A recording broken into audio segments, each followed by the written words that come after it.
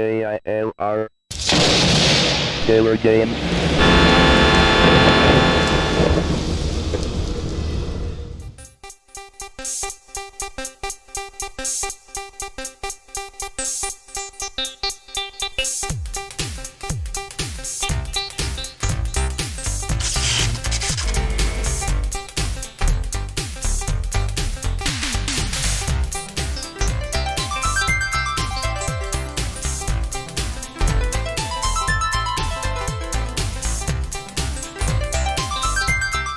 Hello there, gamers, simmers, and pilots. I am the Killer Gamer, and we are back here with Flight Simulator 2 SubLogic for the Commodore 64. It has definitely been a bit since we last did a flight, at least here on Twitch. But I have been posting these up on YouTube after a couple of weeks or so. But we got some things to do.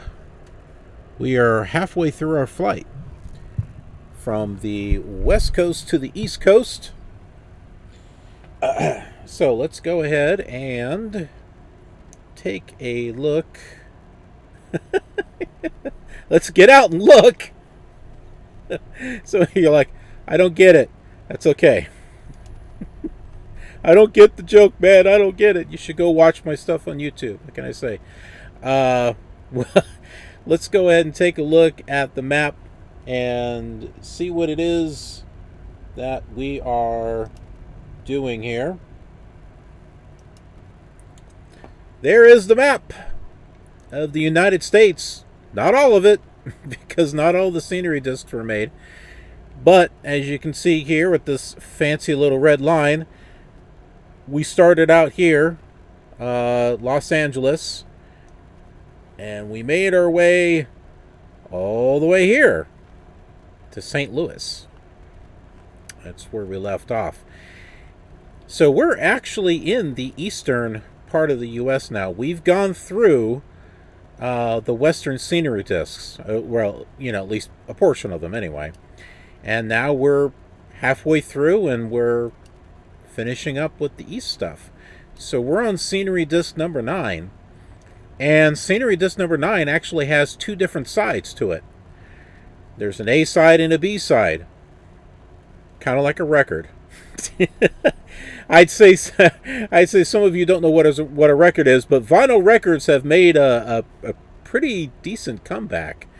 They're expensive, but they have made a pretty nice comeback. So I'm sure a lot of you know what a side A and a side B is now.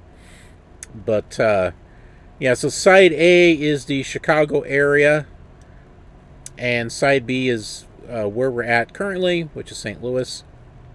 So what are we doing on this particular flight? Well, I think the goal for this particular flight is to get to Champaign, Urbana. Might be 100 miles or so. I was looking at a measurement to try to get an idea, but yeah, so we'll be following this path here. We'll go to the Troy VOR, the Vandalia VOR, Decatur, which this may or may not be in the section that we're in. We may have to flip the disc over. Might have to flip the disc over. Let me take a look here. Nope. Okay, so here is the actual map. The other one was one that I put together. Okay, so Decatur is here, but you can see that Champaign is not part of this scenery disc side. So, but you know, I got it here because I, you know, did copy and pasting and merging and all this other stuff. So once we leave Decatur, we're going to need to switch over, flip the disc over, so we can land at Champaign, Urbana.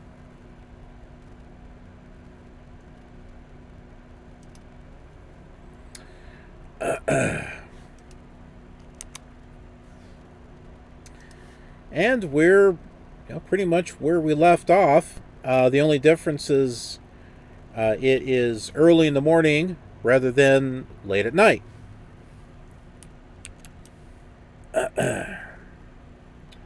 So let's go ahead and we'll get things tuned in as far as our navigation goes. So let's see, Vandalia is 114.3. So we'll go ahead and set nav 2 to 1. Whoops. 114.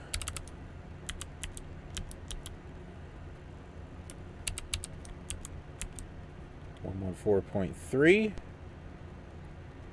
Okay, there it goes there. Troy is 116.0.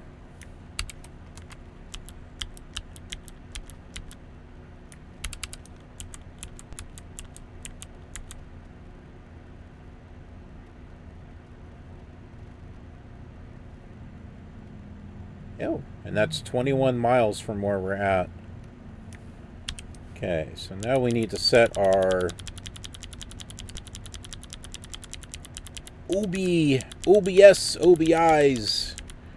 so we know which vector we need to fly to get there.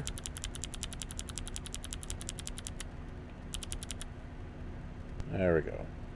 So we're moving OBS number 1. We're at 96. Okay, it's a little too far.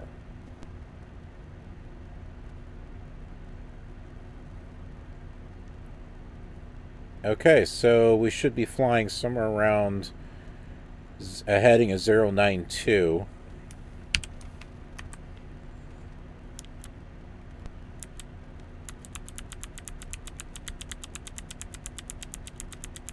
Now we'll adjust OBS number 2 as we get flying, but it's going to be somewhere in the 06070 heading. Now you might be saying, well, why don't you just head there? Well, because that's not the flight plan that we figured out. It's not what we figured out, man.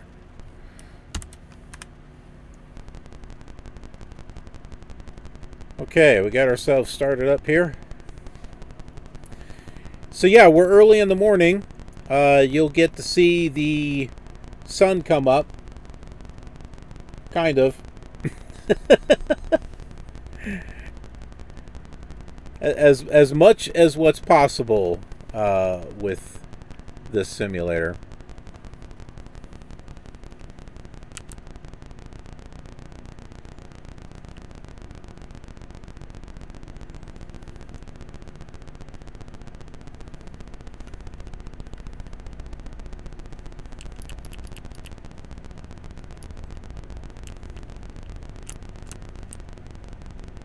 Ooh.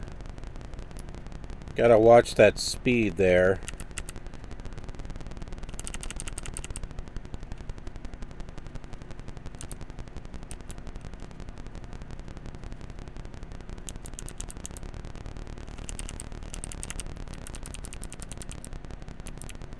Okay, I think this is the runway right here. Kind of work our way around here.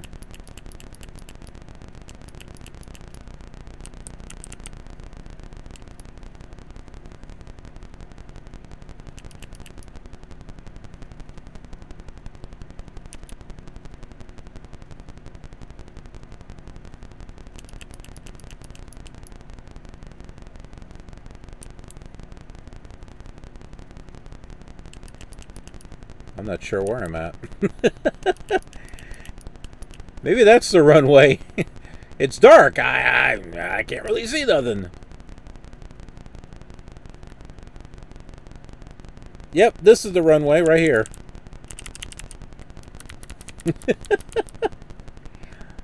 We were either out in the grass, out in the taxi area. I have no idea. But we found where we needed to go, and this is it right here.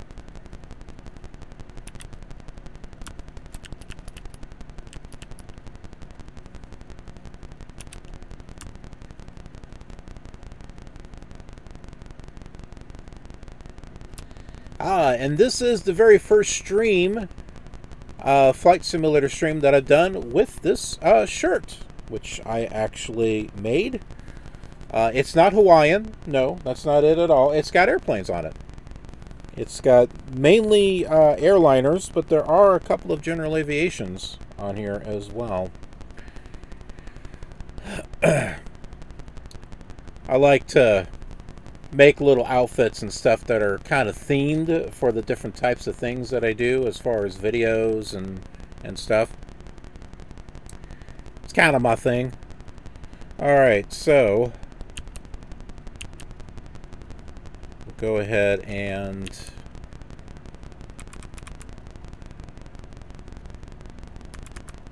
okay. Just want to make sure I got the trim going here.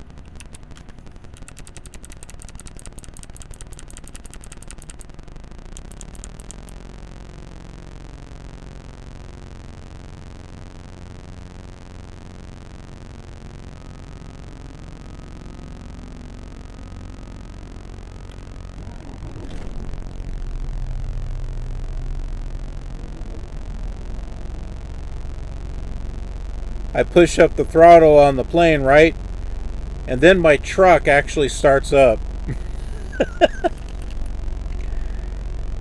Got kind of a little bit of a weirdness to it there. This is the runway, right? Because this is kind of looking kind of bizarre with the blue dots and everything over there on the side.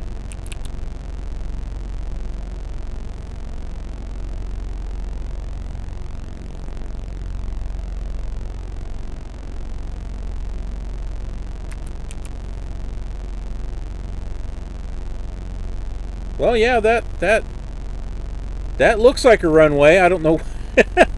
The blue dots are kind of like, I'm not sure.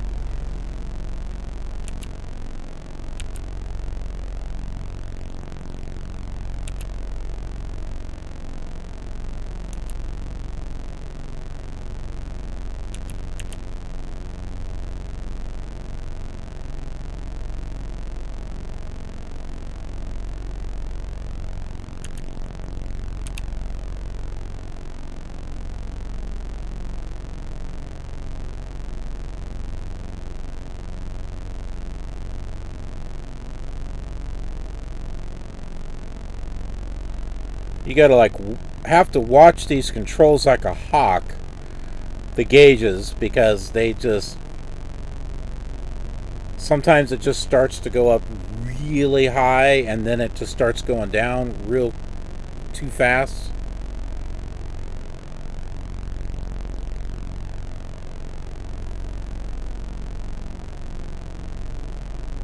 No, yeah, so we are halfway there.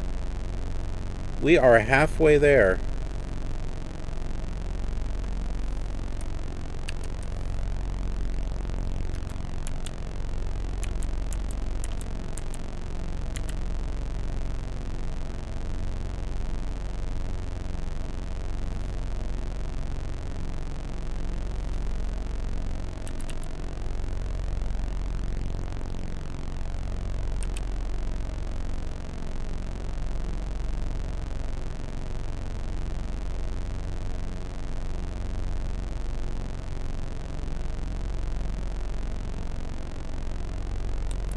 Okay, so we're going to turn ourselves to a heading of 082. The St. Louis Arch was right off to the right there. Maybe we should fly. No, well, we saw it on the last flight.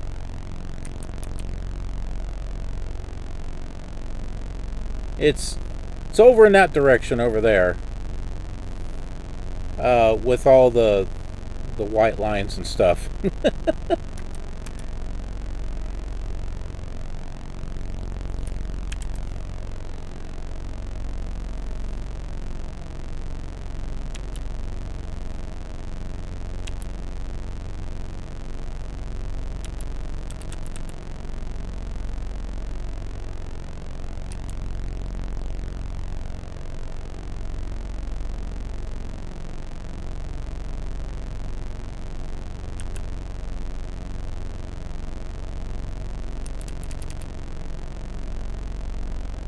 try to get ourselves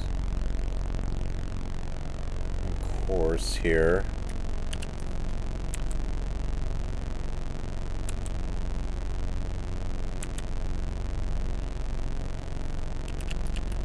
This is where I start using the rudder.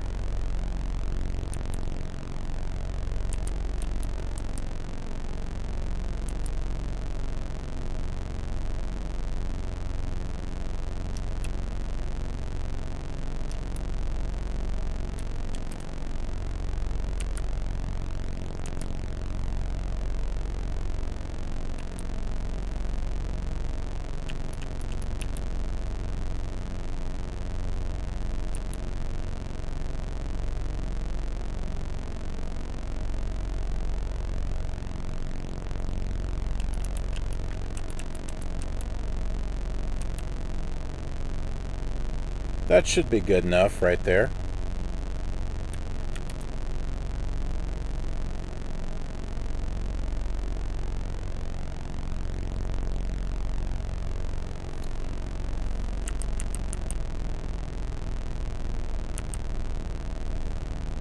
We'll go ahead and level off, I don't know, somewhere around 3,500.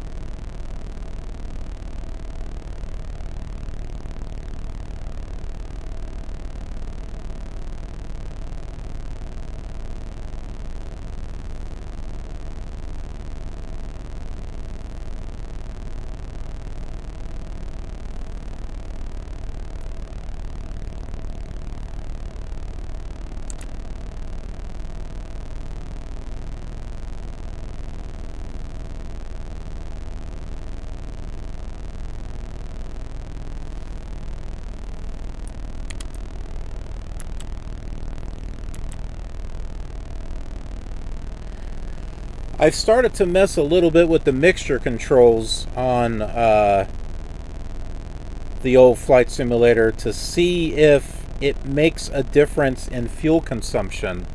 I think it does.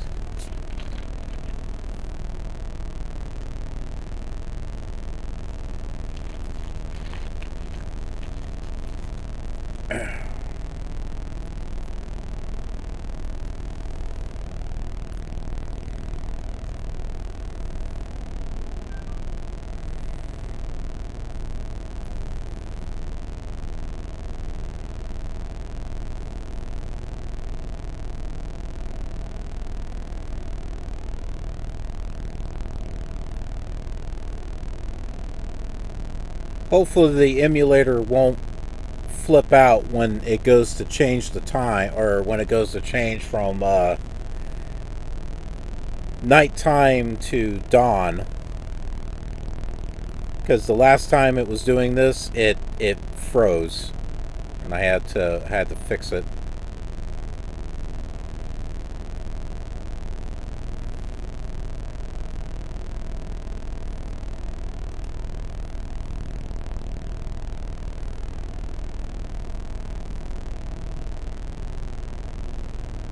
So let's pull up that flight simulator map here. So yeah, here is the collection of scenery discs for the Commodore 64. This is where we're at, right here in the middle between St. Louis and Troy. And yeah, we're on the eastern side now. Now we're just gonna continue until we get all the way, well, not today, but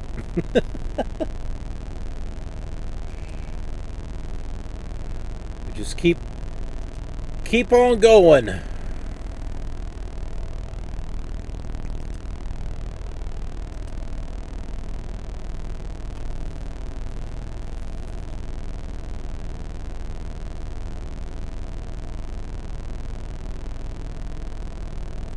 I think it's there.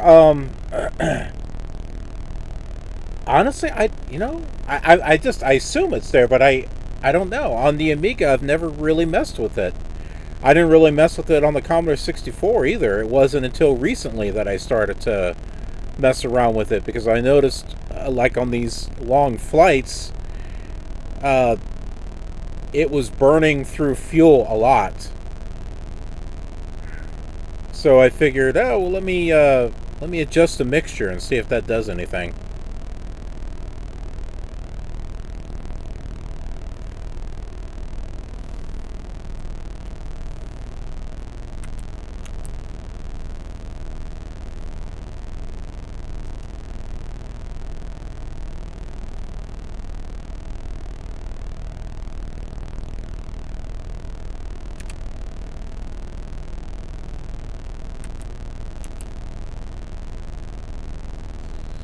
There's St. Louis back there.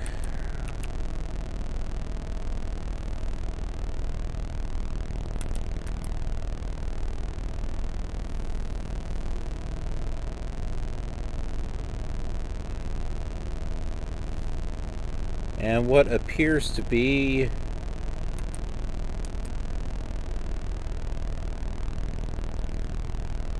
a river. Maybe that's the Mississippi River, possibly? I don't know. I think we would have passed that by now.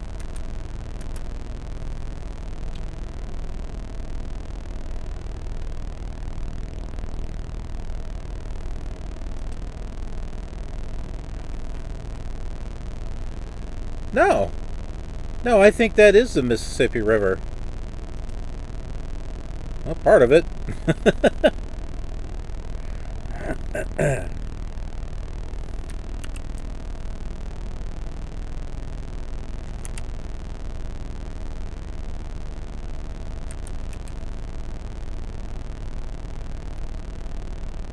Good old Mississippi River. You never thought you'd ever see it here in SubLogic Flight Simulator 2.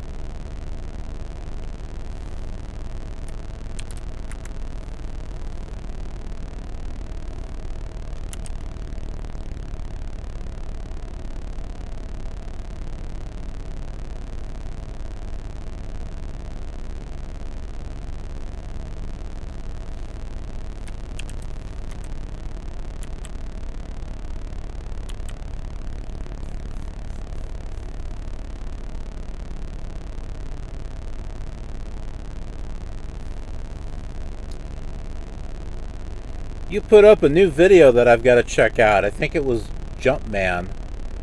I never played Jumpman. Always kind of wondered about it though. I need to check that out.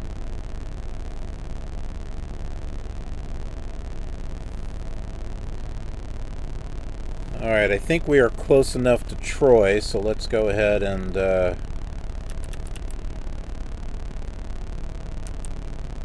follow our way to, what was it, Vandalia.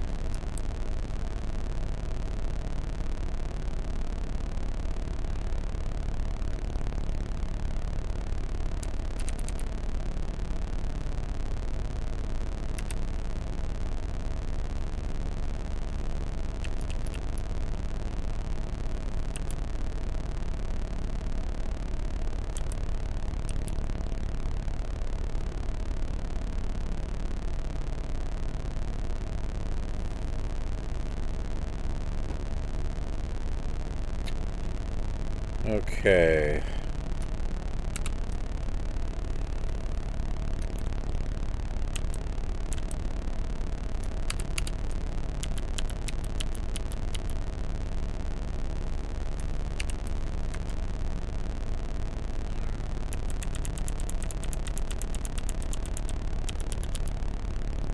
Okay, so we got 42 miles until we get to Vandalia. And what is our next waypoint after that? Decatur. 117.2.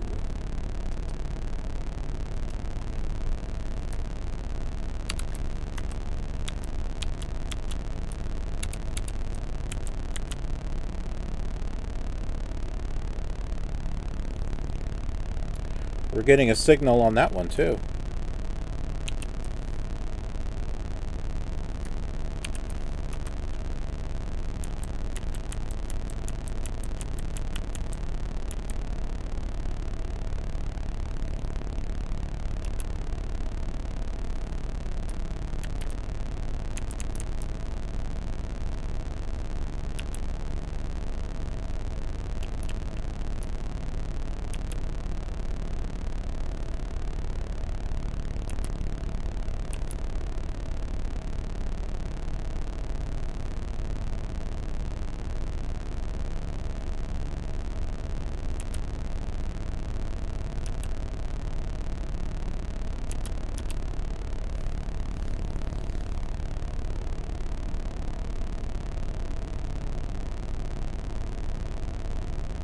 Yeah, you know, Jumpman, I know that was a big game. It was Epix, if I remember correctly. It was Epix that brought that game out. I can't remember if I played it or not. I know I had some friends back in the day that had, you know, they get stuff off of bulletin boards and stuff, and you put them on the floppies. It's like, here's a whole bunch of games. That's how I got to play a lot of different games on the Commodore 64 back in those days. So, Impossible Mission and Raid over Moscow and Rescue over Fractalus, Ye Are Kung Fu. Let's see, Rocky Horror Picture Show, Friday the 13th. Jumpman might have been in there, I don't know. Let's see, Mail Order Monsters, I think that was on those floppy disks. Man, so quite a bit.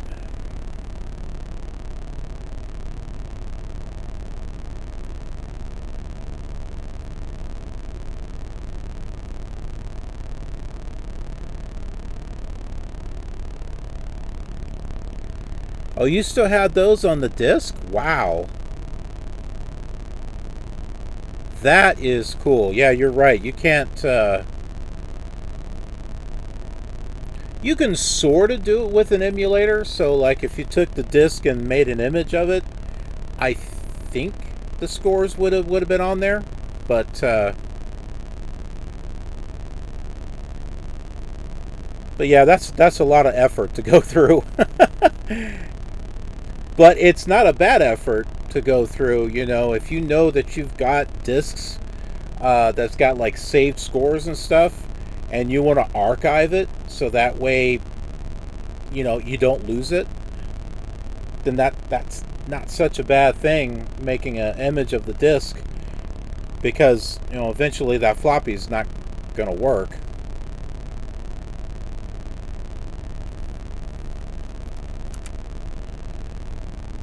It's actually nice to hear that the floppy disk actually still does work, because I know there are some cases where they don't.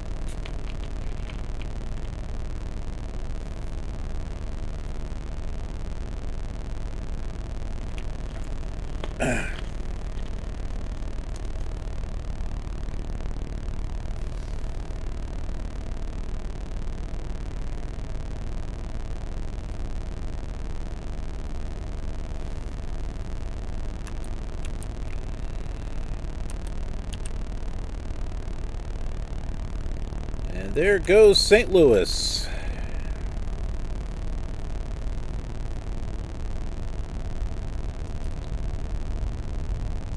And I am going to save a snapshot just to be safe.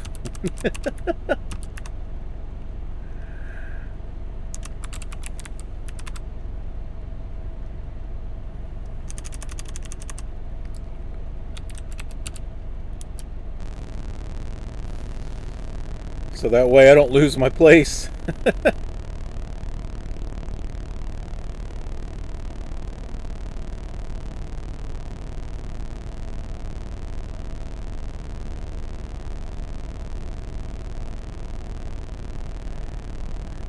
Yeah, you know, I remember that was one of the frustrating things with the Amiga, was some of those discs just did not work.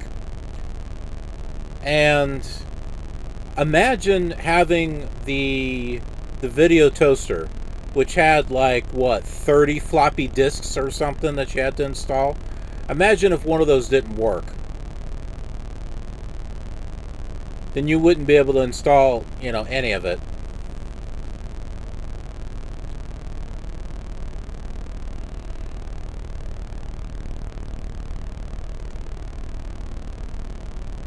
That was with the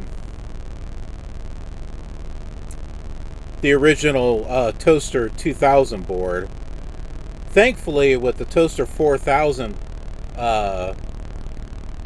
the AGA version, that one actually came on a CD-ROM. But that original toaster board was all floppy disks. And I can't remember. It was like 30 or something. 20 or 30 disks. It was ridiculous of the amount of floppies that were on there.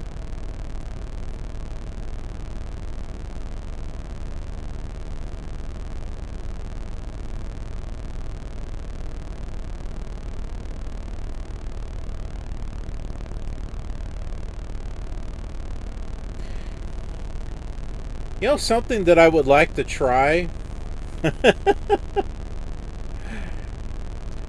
I want to try to, I don't know if I'd be able to pull this off or not, but when I had my Amiga 500, as well as the 2000,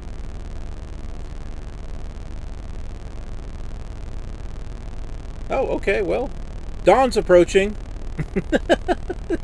The sun's coming up. Couldn't really tell. I was using Sculpt 3D and Animate 3D, and to do one image was it took a while just to put just to render one image of ray trace 3D. But if you were to use a serial cable to another Amiga, you could like double the effort. So I was thinking, I wonder if it would work if you could start multiple Amiga emulated machines and then network them together virtually, and then render out a little animation or something. I know that sounds absolutely ridiculous.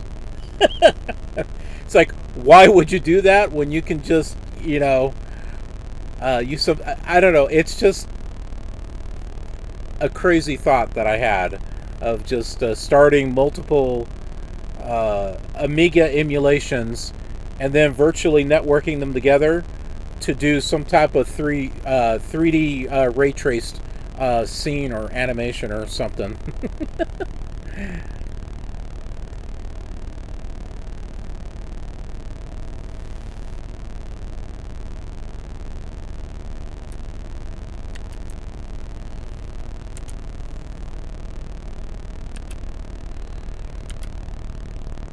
If I can do it, I can pull it off in this truck. I sure as heck couldn't do it with real machines. There's no room.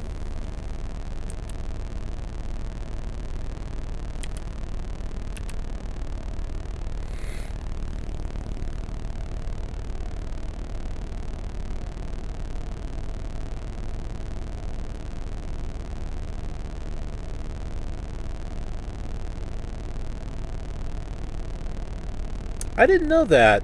Actually, I mean, I do remember the Amiga being able to floppies. They held more space than a PC, at least until they made the high density floppy disks.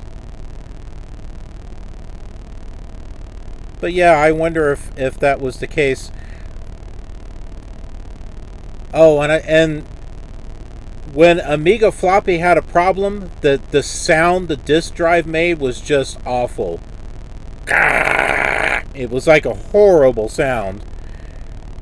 It was like nails on a chalkboard, is what it was. It's like that kind of sound.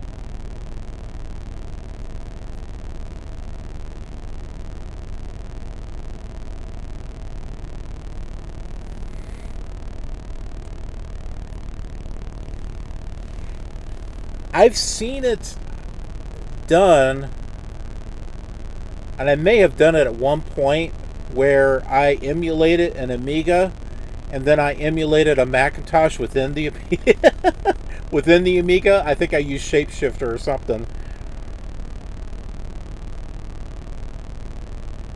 But I know some people have done some crazy things, like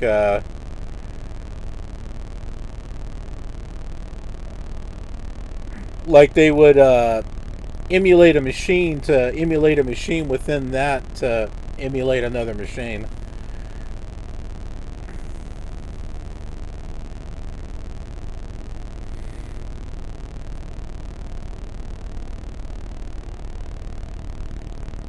Oh, when you're saying Flight Simulator 2, you're referring to the Amiga version. At first I'm thinking, Commodore 64, I don't think it had a networking thing, but I think the Amiga one did. I think. I've never tried it.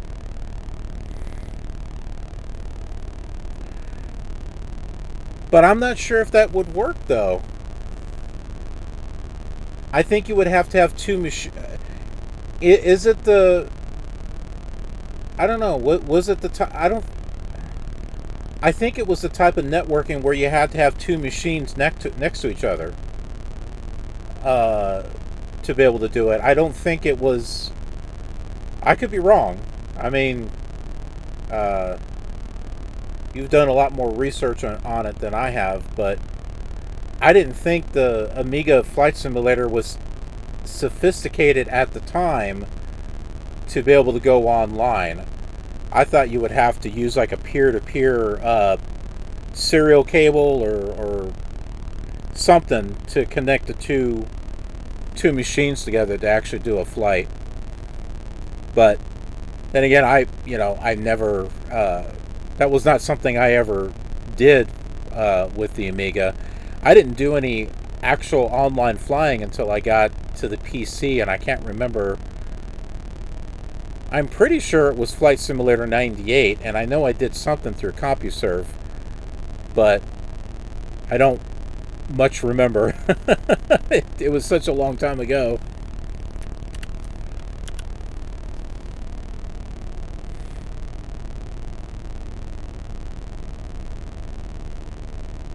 Huh.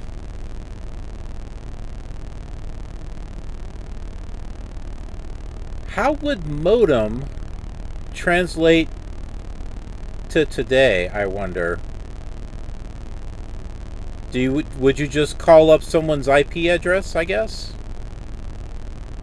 And like what, back in the day you would just call up someone's modem, right? You know, kind of like the War Games thing. You call up the number, you get the sound, you put down the phone. I don't know.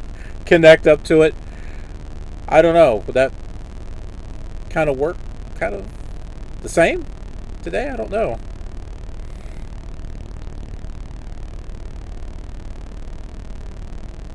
Shall we play a game?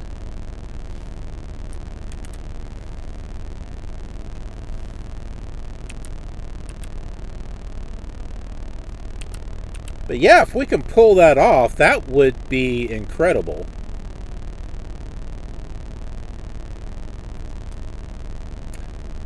That's something something Travis and I have talked about. One of our other longtime viewers.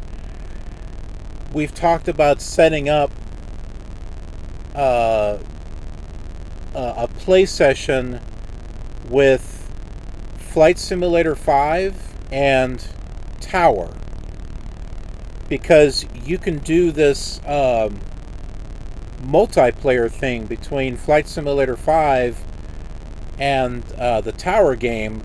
There's only like a couple of airports or something like that, like Chicago and I think JFK Airport, but one person's playing Tower and is running the control tower, and the other one's playing the flight simulator, and they can kind of connect. So we kind of talked about doing something like that, but to try to get that set up probably would not be easy.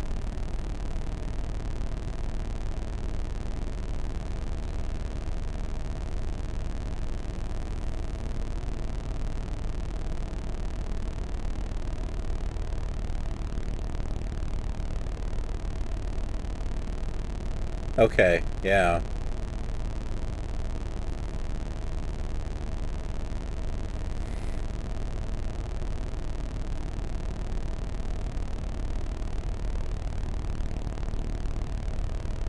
Well, I think it's definitely worth looking into. Because I tell you what, a multiplayer Amiga flight with more than one person flying is not something you're going to see every day. So I think that's definitely something that And if we can figure that out, that would just be all kinds of awesome, I think.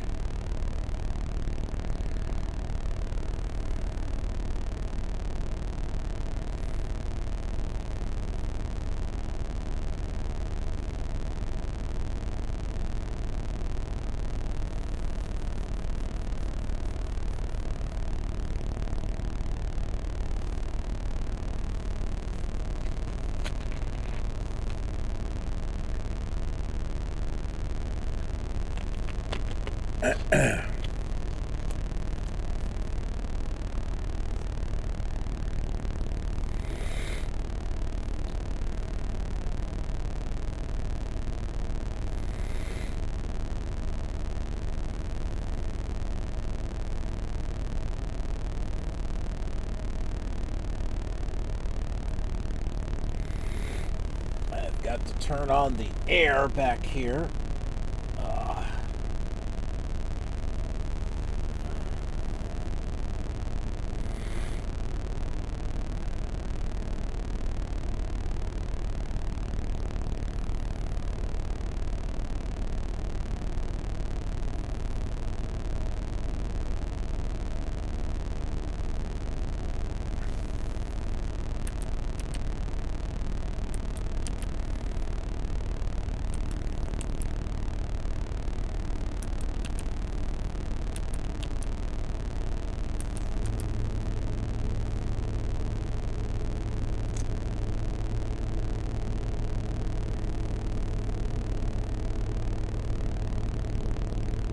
Oh, that's cool.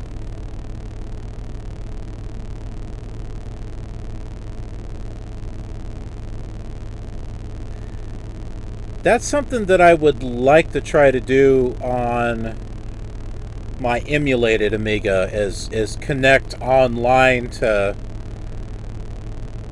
stuff. Man, there's just so many things that I want to do and so little time to do it.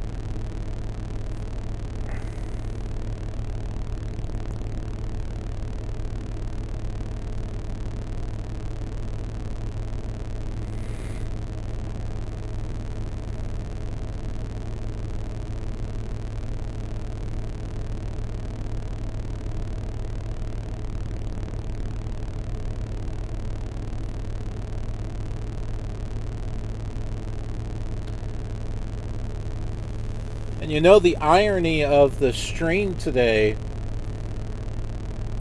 as some people know, I've got two Wi-Fi devices. I have a 4G device and I have a 5G device. My 5G device was not giving me the greatest of upload speeds. My 4G device was doing better. So I'm actually streaming this on my 4G device and not my 5G.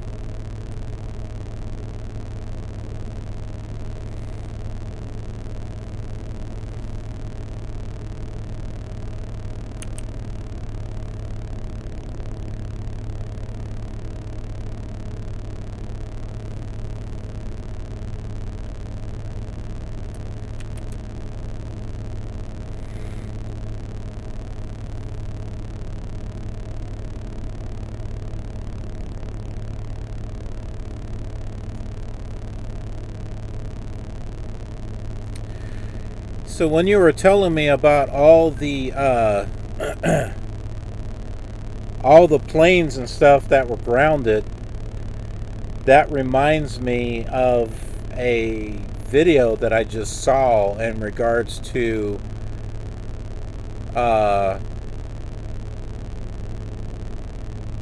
not Wyoming. What's that other state that starts with a W?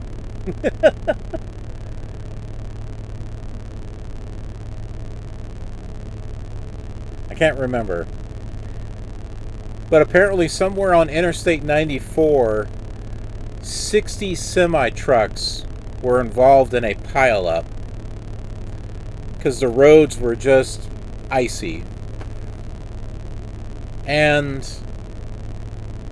it was only a few days ago that there was a pileup on Interstate 80.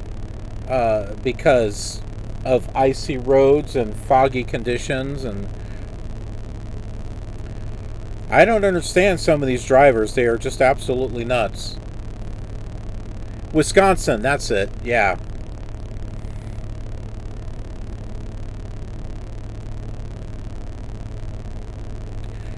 I always check the weather before I take off in my truck. If the winds are too high, or if there's like a weather advisory and it's going to be like really cold, or anything like that, then either I don't go very far or I don't move at all. Driving in the weather doesn't bother me. It's the other people out on the road that bother me.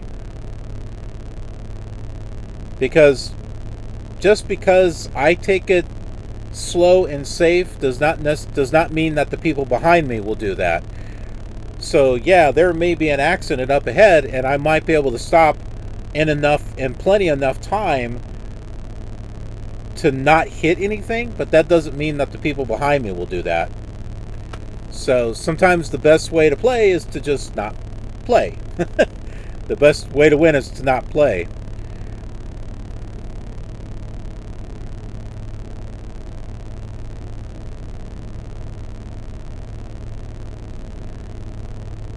It has been a mild winter. Yeah, it has. Other than that winter storm that blew through a few weeks ago. I was actually here. That's in Memphis. That's where I'm in right now. When that hit, and then last week I was up in Iowa, and it had snowed overnight and then melted later the next day. But that is really the most I've seen in regards to winter. I did do a delivery that was, there was a pickup in New York. It was around the Buffalo area, east of that. So, I saw some snow up there in Buffalo, but yeah, other than that, there really hasn't been much that I've seen as far as winter is concerned. Not that I'm complaining.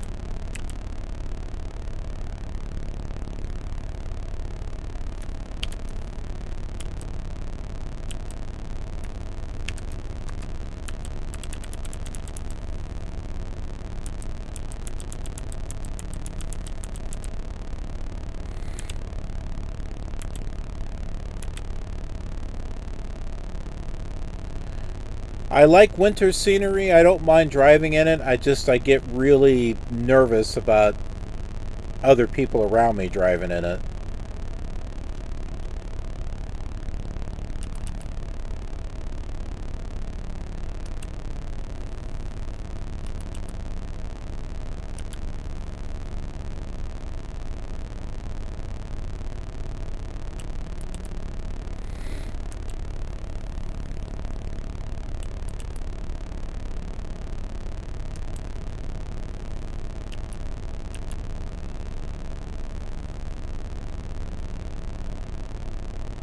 Okay, so we're adjusting our heading here. We're going to our next waypoint.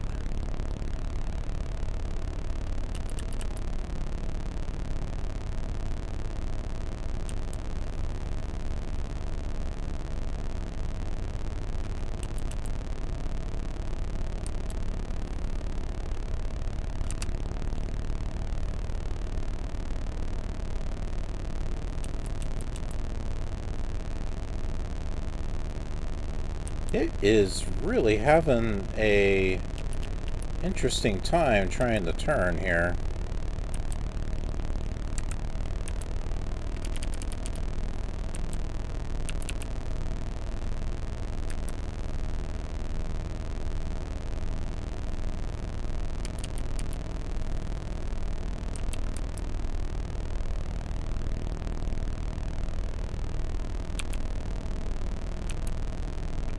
I completely overshot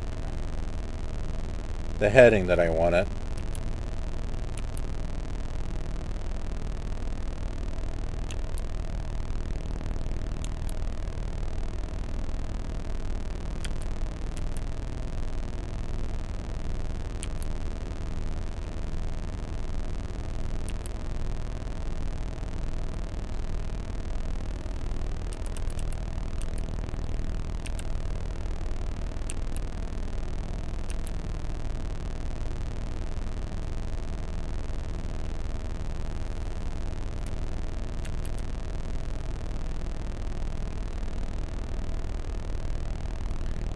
This is one of those times you have to be very, very careful and keep an eye on those gauges. Because when I was turning the plane,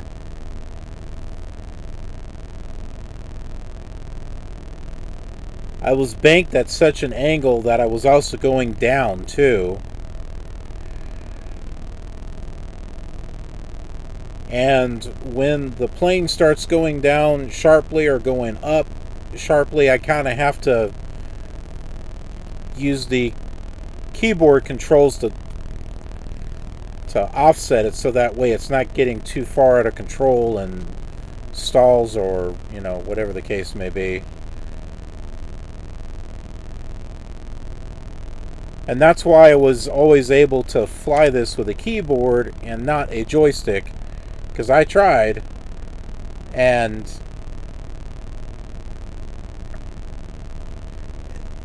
with a joystick you don't have the finesse of the controls like you do with the keyboard. I can make little minor corrections and stuff with a keyboard that I can't do with a joystick. It's like all or nothing with the joystick.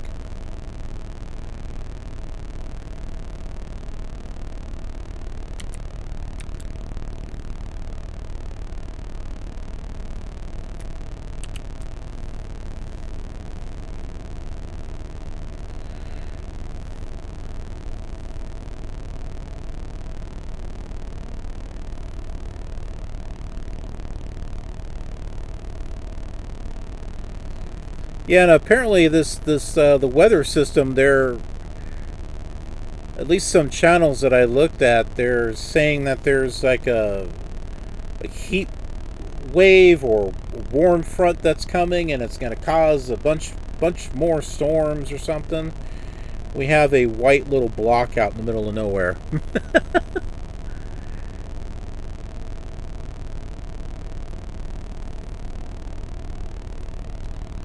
I wonder if that's an airport or what that is. Just a big old dot right there. Right in the middle of nowhere there. I don't know what that is.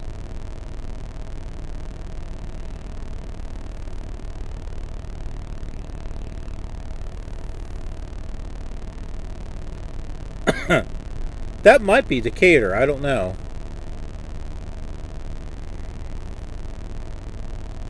That can't be Decatur. We're heading to Decatur. It's 33 miles away. We're not going to see it that closely.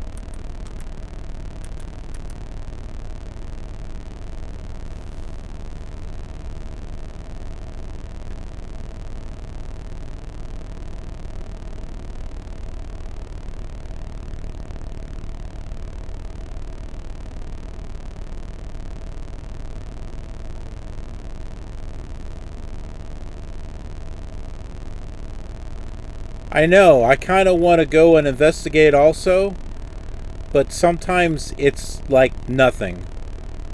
Like, it's obviously something, but it could just be a stick. Out in the middle of nowhere.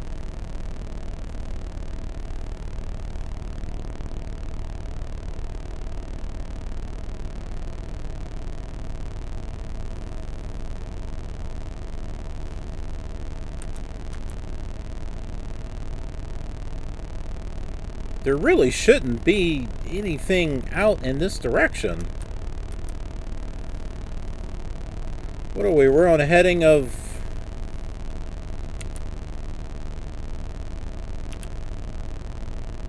what, 020. Come on, even up there.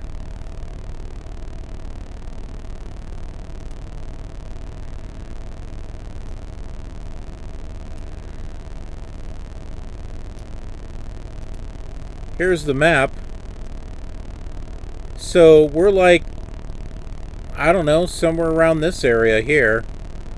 We're going in at a, yeah, actually it looks, I think we're following this line pretty closely.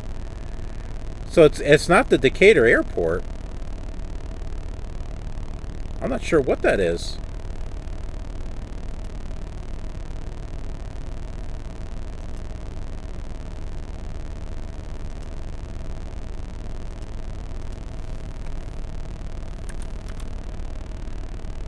I think it's just a stick. I think it's just a stick out in the middle of nowhere.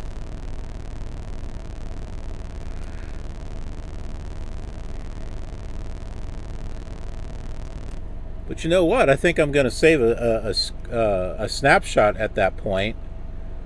And I'll just put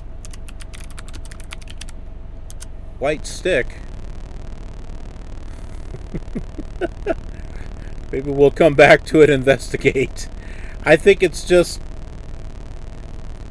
a pole or something. I don't think it's a building or anything. Sometimes I've seen fuel boxes out where they shouldn't be. Like they were supposed to be at the airport, but they're like a ways from the airport.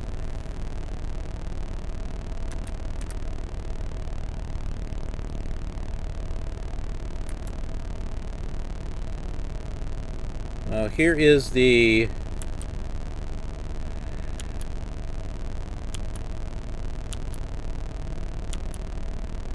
map, radar map. I'm not seeing anything.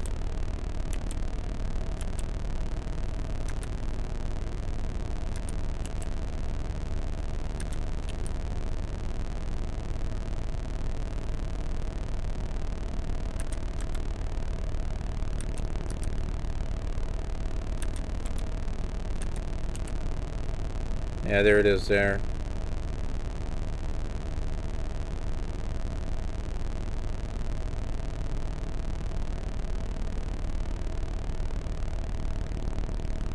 I think one time, and I don't remember if this was back when I had with a real machine or emulated machine, I was out somewhere and I saw that piece of scenery and I'm like, oh, I wonder what that is, and went to go look for it, and it was just, you know, it was just a stick.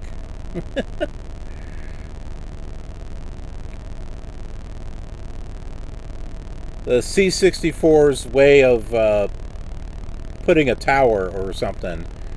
You know, like maybe it's a electrical tower. Or a beacon or something.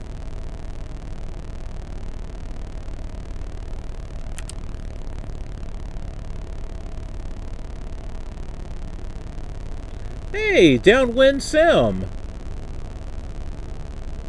I'm doing well. How are you? I haven't seen you in like the longest time.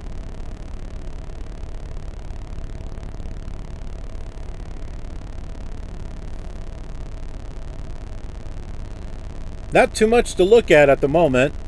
Although we did pass something interesting. There's this white... I think it's just a little tower or something. It's not like a building. It's just out in the middle of nowhere. Yeah, I know. We've come quite a ways.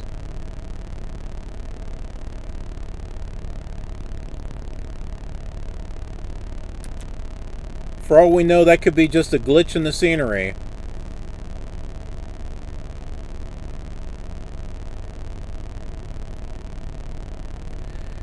I mean, I don't think it's a point of interest or anything because there's no major city that we're next to anymore. We left St. Louis, and the only piece of scenery that was there on the scenery disc was the St. Louis Arch. But here, we're... yeah, it's really nothing. How do I get this to run? This is a Commodore 64 emulator called Vice. VICE. From what I understand, it is the most popular Commodore 64 emulator for the PC, I believe. I used to use CCS64, but I started checking out Vice a little bit more, and I like. I think Vice is still. I think it's still supported, but there's a lot more options with Vice than there was CCS64. But yeah, that's how I'm running it.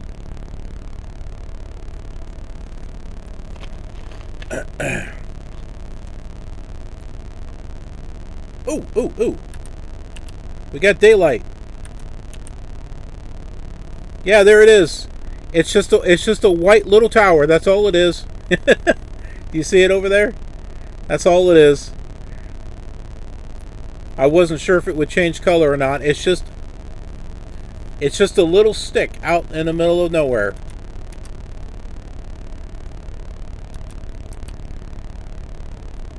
Now we do have water features over here.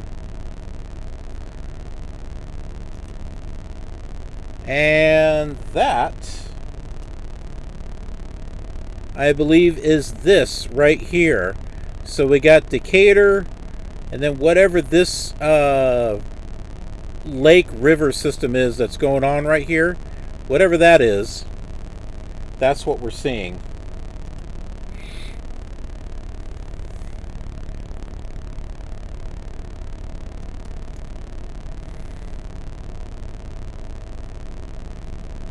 And do I have the diskettes? No, I do not. I have images. I have images of the discs. I do have an actual disc version of Flight Simulator 2 for the Commodore 64. I bought it just for collection. And I do have... I think I have Scenery Disc 7 or 9. I have one of them for the Commodore 64. I have like the real disc, but I don't have a real machine to actually play it on.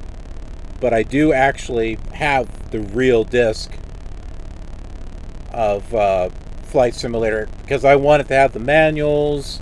It was my first flight simulator that I ever flew, so it was kind of a memento type of thing for me.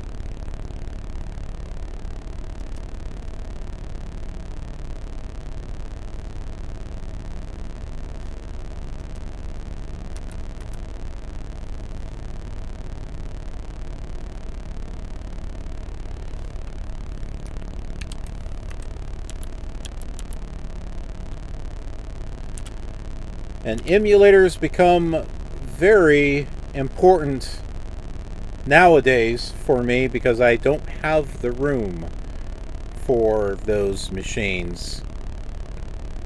Because I live in a box. I live in a box called a truck.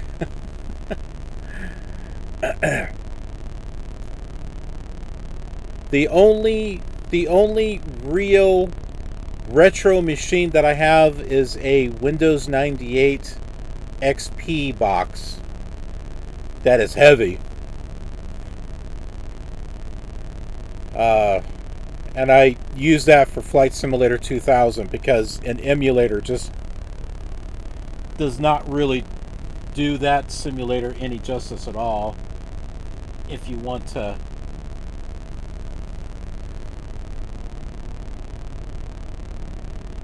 get it at its best, to get the best experience out of Flight Simulator 2000.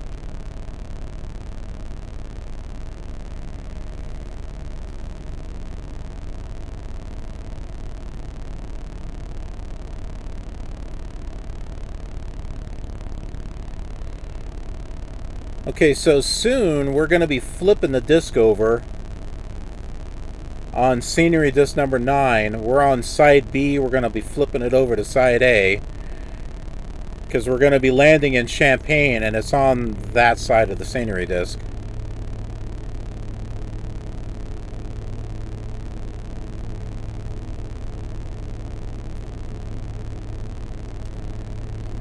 Yeah, there was a time, I mean, back in the 80s when I actually was flying this on a real machine, I had all the discs at that time. I wish I'd never got rid of them, because I had that blue binder that had scenery discs 1 through 6. It was the Western scenery disc set, so I had that. And then I bought the Eastern ones, 7 and 9 and 11, and then the what was it? The Western European tour, Japan, and Hawaii. Yeah, I had gotten all of those, and I wish I had kept them. You know, but you know, I was a teenager at the time. You know, I did. Back then, you know, retro gaming was not really a thing. You know what I mean? You know, it's kind of like back in the late 80s, what was retro gaming? Pong, I guess.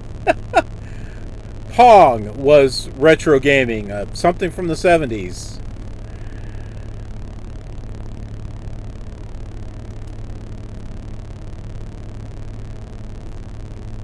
I mean, I would have never thought that I would be like 40 years later. That's a little too much. Maybe 34? 35? 35 years later. Never thought I would be going back, you know, to this old Commodore 64 emulator, you know, or you know, flight simulator. Never thought I'd be doing that.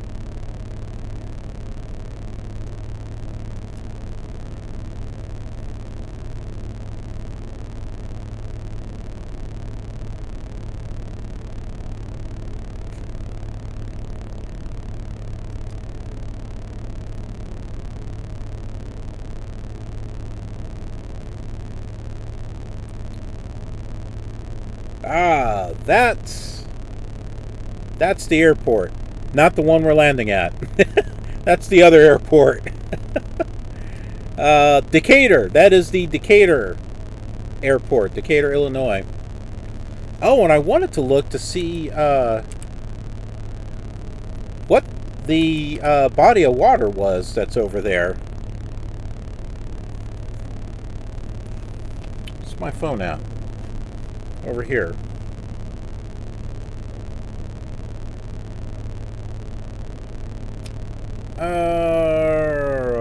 Let's see.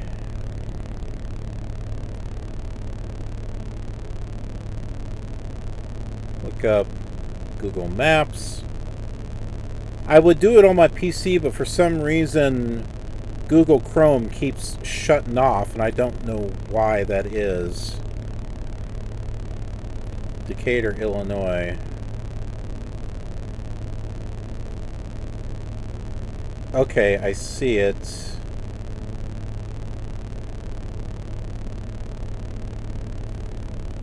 Lake Shelbyville. So this out here is Lake Shelbyville.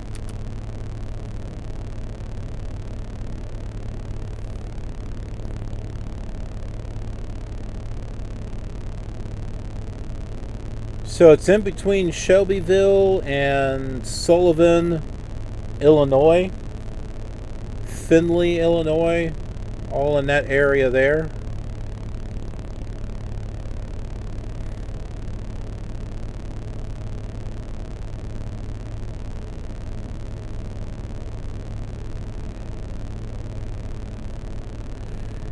And then we're seeing Lake Decatur right up here.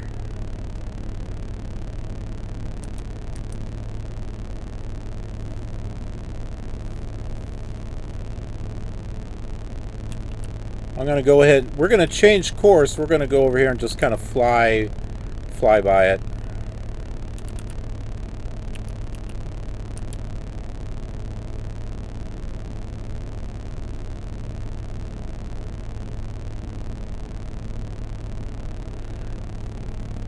Yeah, it was good seeing you again.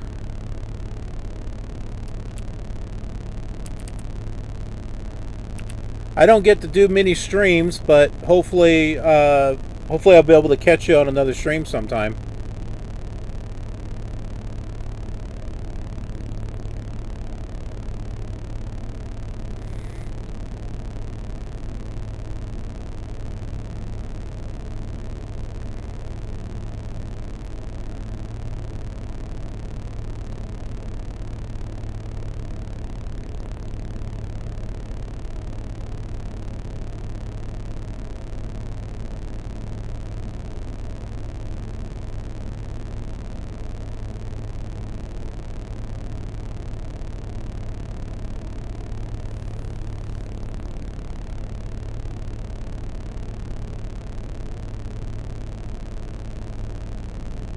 So I gotta ask, Shot, what kind of PC was it? Because in a way, I'm kind of thinking, oh, looks like you got the better end of the deal. You got the Amiga, and they took the PC.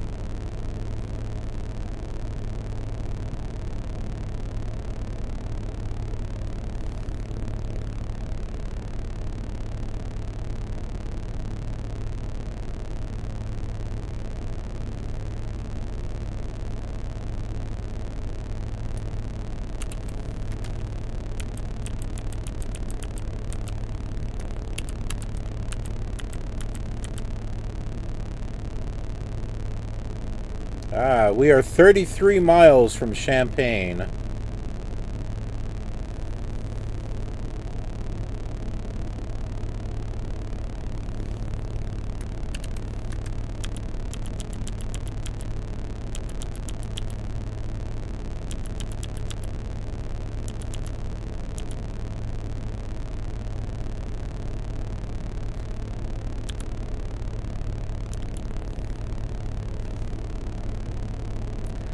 You know, I figured we were this close to scenery, so why not fly over here and get a good look at Decatur instead of like flying away from it, you know, from a distance. Why not kind of come over here and take a look at it? I know some people are looking at this saying, what is there to see? I just see some blue, brown, and green patches of color. Well, see, that's where you got to use the imagination. This is the city of Decatur with the Decatur, Illinois airport right over to the right. And then Lake Decatur right there.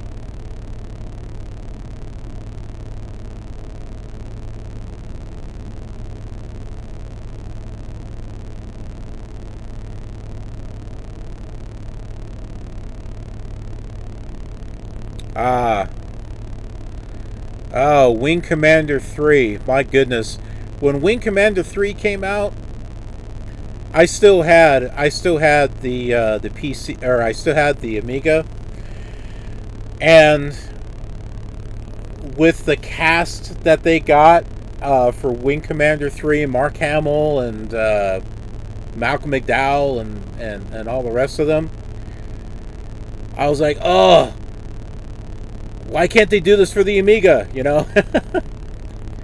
Eventually I got it for the PC, and I barely played it, so...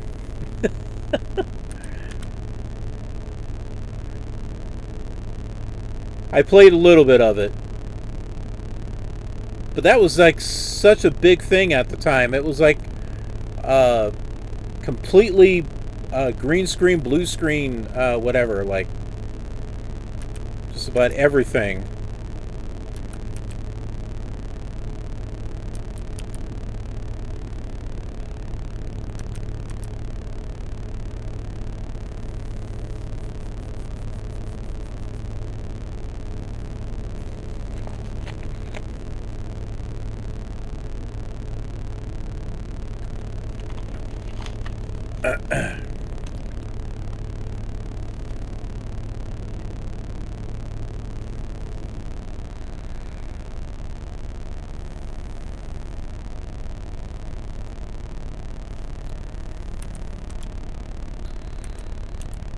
This is one of those times I wish we had an outside view, an exterior view.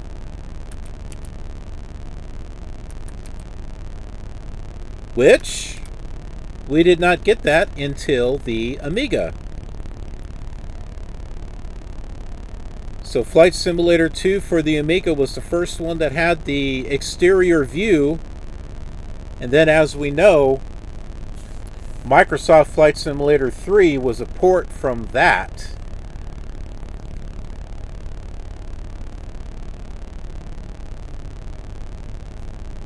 And Flight Simulator 3, it still had that nasty PC sound to it. And then they came out with Flight Simulator 4, which was a much better version of Flight Simulator 3. And then they had the add-on of the sound, graphics, enhancement. And then you had an engine that sounded like the one from the Amiga, but then you had additional sounds in addition to that. So Microsoft Flight Simulator 4 wound up being the simulator that I wish the Amiga had been. I think the Amiga was quite capable of being a really good simulator, but it was only taken so far, and that was it. And that's sad. I think it had a lot of potential to be a lot more.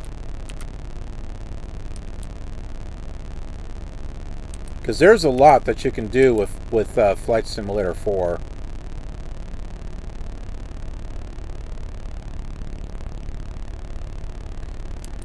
So I'm thinking this road here is going to take us to Champaign.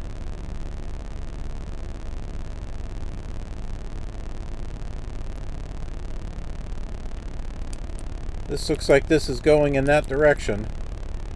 So, yeah, you know, a little bit of VFR here. A little bit of VFR flying.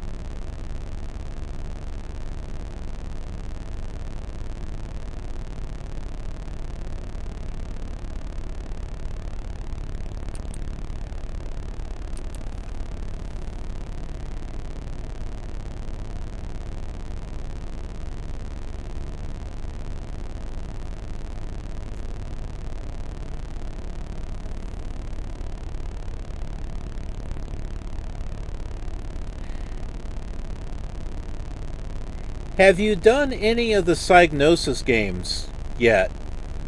Like Blood Money, Awesome, The Killing Game Show, let's see, was it Aqua Venture or Aqua Adventure?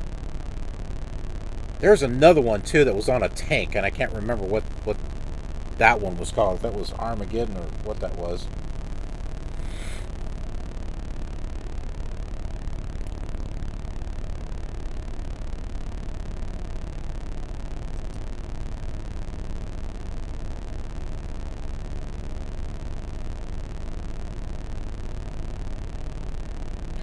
Those Psygnosis games were hard.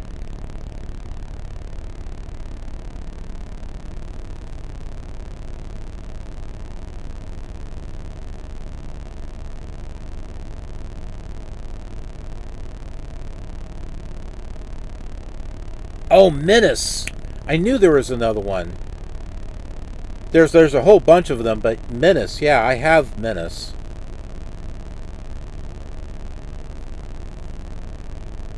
I've beat the original Lemmings too. It helps when you can put in that code and go back to the game, back to the level you left off at.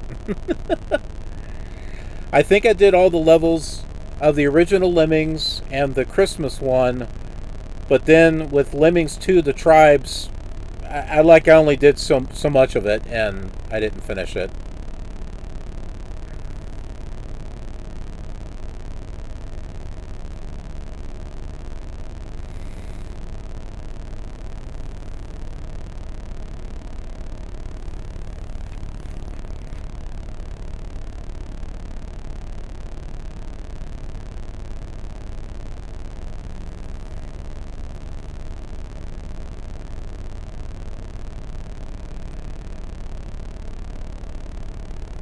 Okay, so this,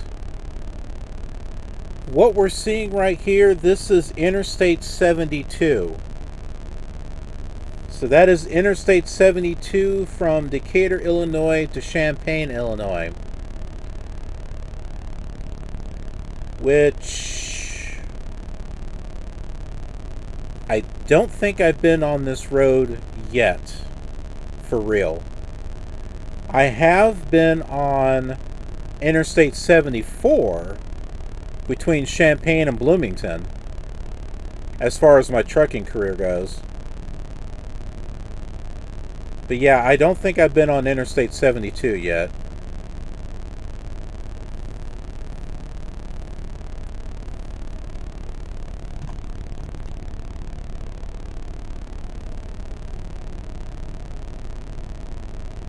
Yes, the Killing Game Show did. What really irritated me, though, is that you had to play it with the sound effects or the music. You couldn't do both. It was either one or the other.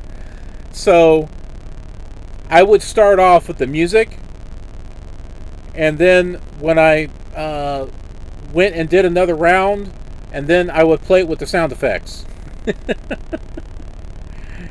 So I'd have the music playing in my head while I, have the game going with the sound effects.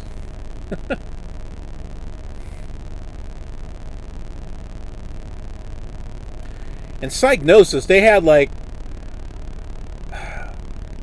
I think it's arguable that Psygnosis had the best sounding games. That, from what I can remember, the music, all the music was really cool sounding from Psygnosis, and the sound effects were always good. Of course, they were all sample based. But then I think when it came to the chiptune music, making use of the actual Amiga music chips, I think Cinemaware did a really good job making use of the Amiga sound chips to make music rather than relying on samples. I think they probably use some samples in their stuff, but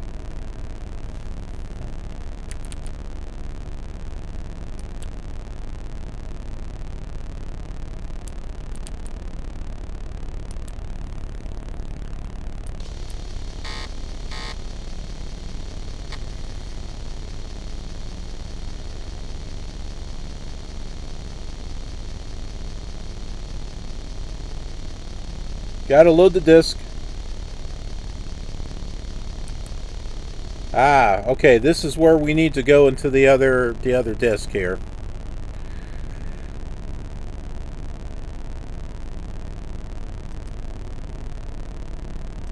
Okay. We're gonna have to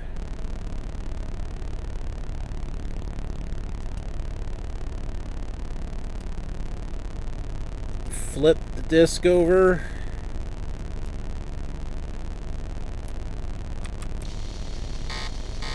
And load it up.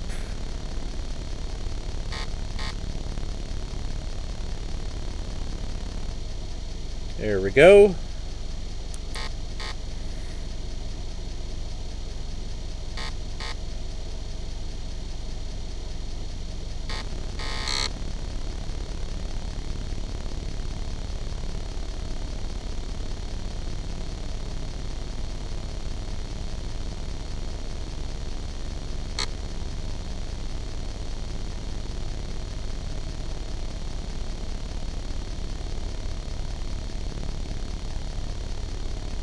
And there we go. The scenery continues. We're just a little bit... like, the scenery doesn't line up perfectly, unfortunately.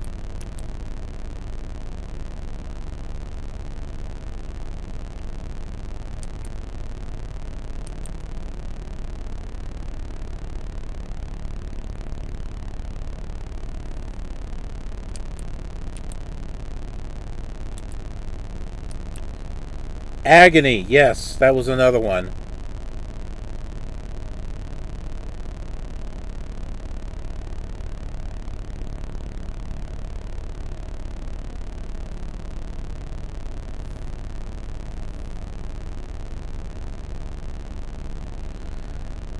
Ball, that was another one. B-A-A-L.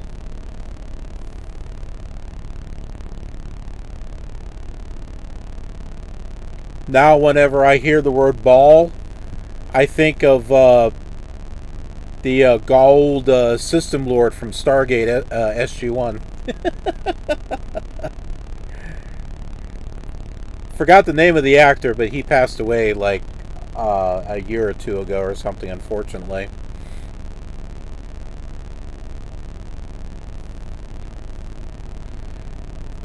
He was so obsessed with himself, he was constantly making clones. So you never know if you had the real ball or not.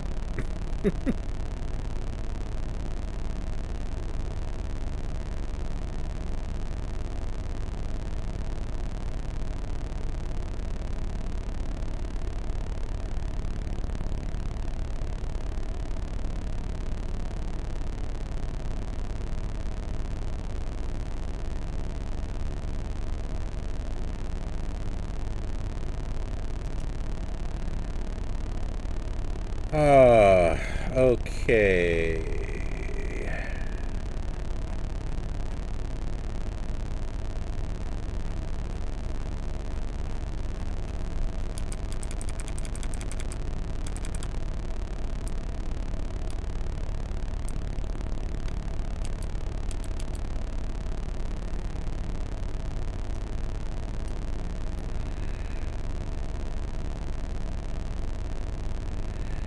Okay, Champaign has got an ILS. We're going to make use of it. It's 109.1. Oh, it's got ATIS too. We should probably look at that also. But it's runway 32.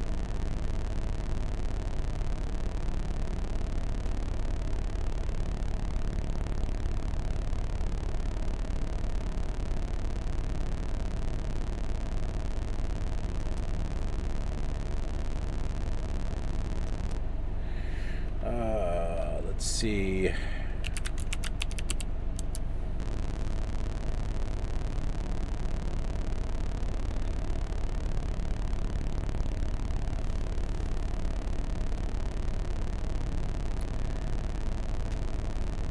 ATIS is 124.85. Oh, look at that. It's already on COM 1.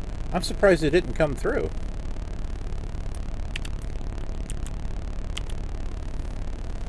There it is. Champaign Willard Airport information. Landing and departing runway 4. ILS 32. Approach in use. That's what we're going to use.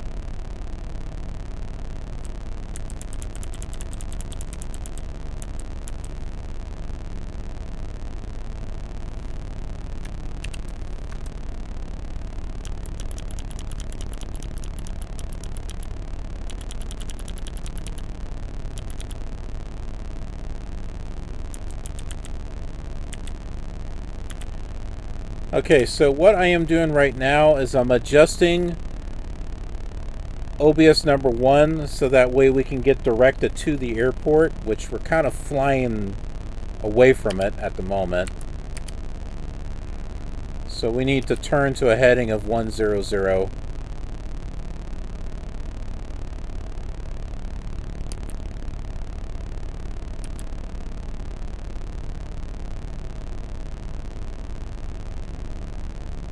There's a airport over there, but that's not the airport that we want.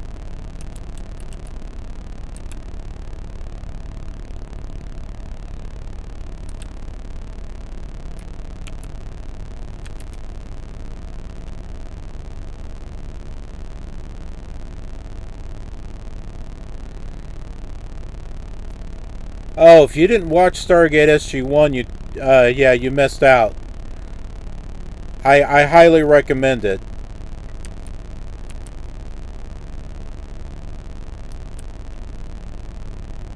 That's some good classic sci-fi right there.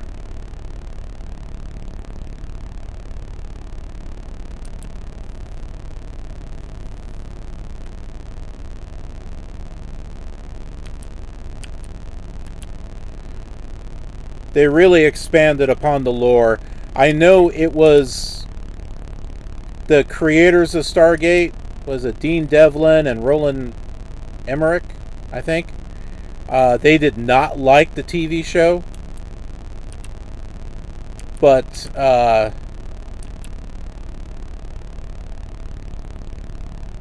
no, I'm a fan of the Stargate series.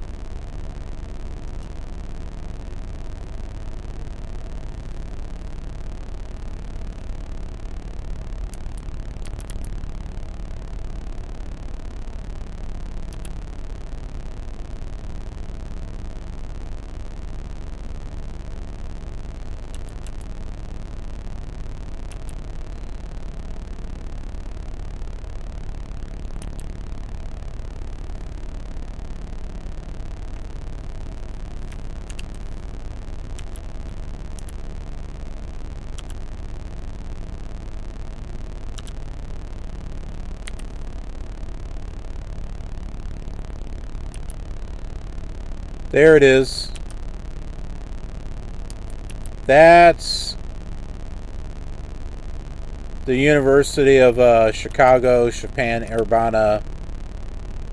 Well, University of Willard. One of those.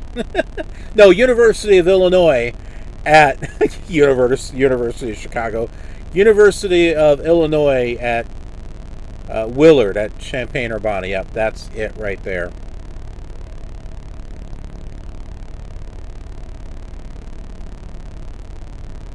Okay, so that means we can go ahead and change nav1 to 109.1.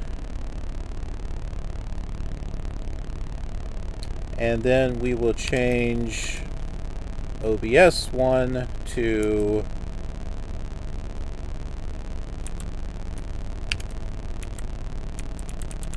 320.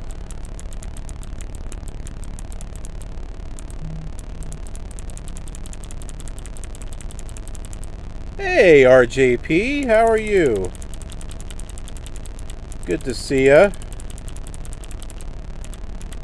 I don't get very many opportunities to stream, but I'm going to be sitting still here for the next few days, and I've been wanting to get back to this series here.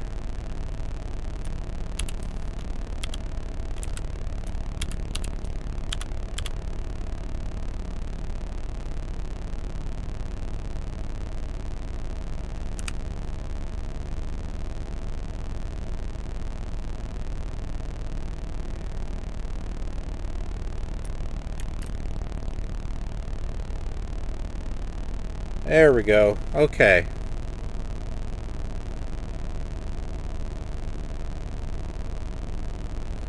So we're going to land on ILS runway 32. Because, hey, ILS runways are few and far between in this old simulator game. So whenever we come across one, we got to use it.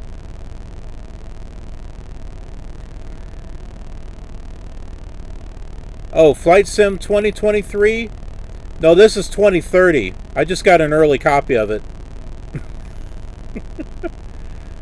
It's in the 2030 version is in development.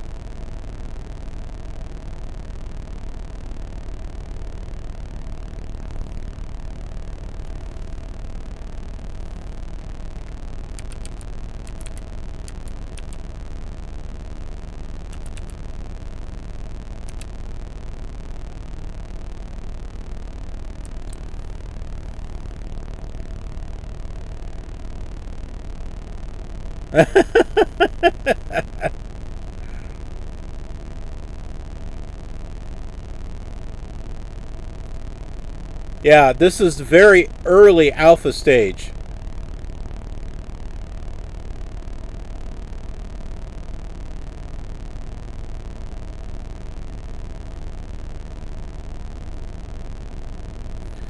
Let's see, what is the altitude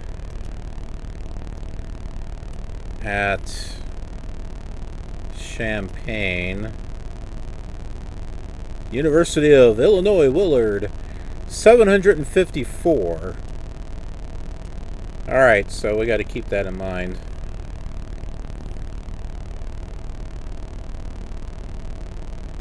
So there's the airport.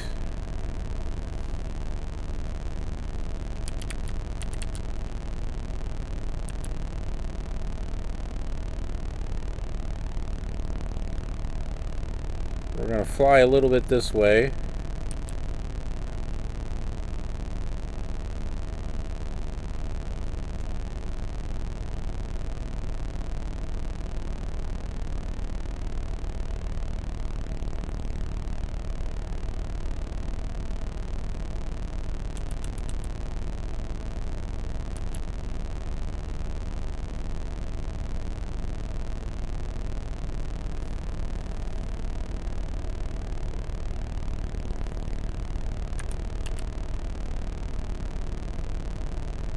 And there is a little bit of extra scenery here in Champaign, which we'll take a look at that when after we land and when we get ready to take off again for our next flight, which we'll be doing another flight after this.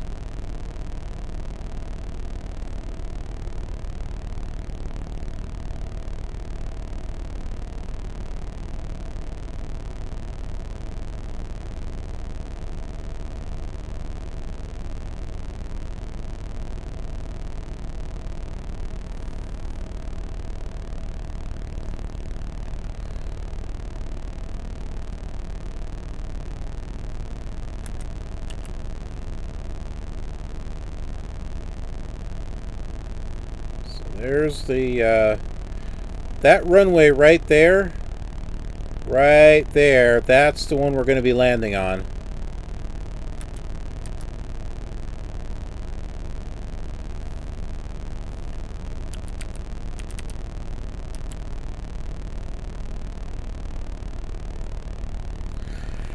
Oh, so I've got something new that I'm going to try over on YouTube. My views and my subscriber count has just been shooting up like faster than I had expected, and I believe it's because of the shorts. I believe it's because of the YouTube shorts. So starting Friday, I've got some flights that I edited together that I crunched into a 1-minute segment.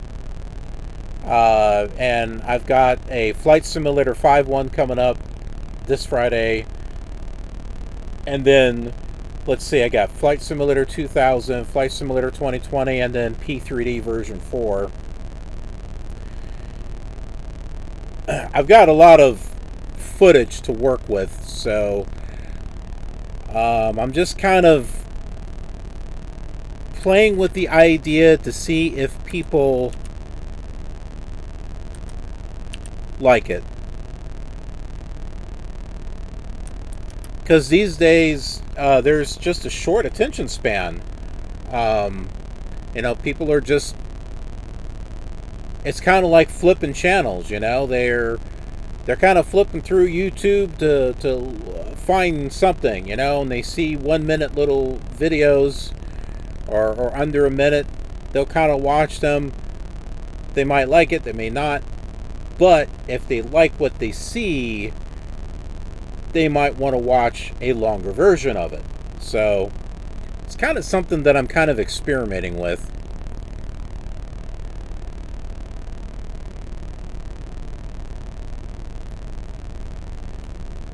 I'll see if it works or not.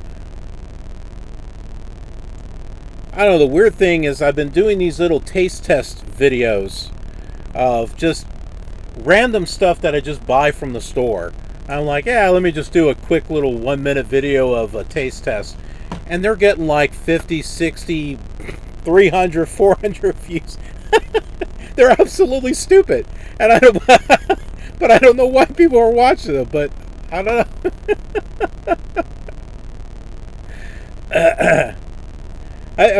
But you know, if people like it, I'll keep doing them.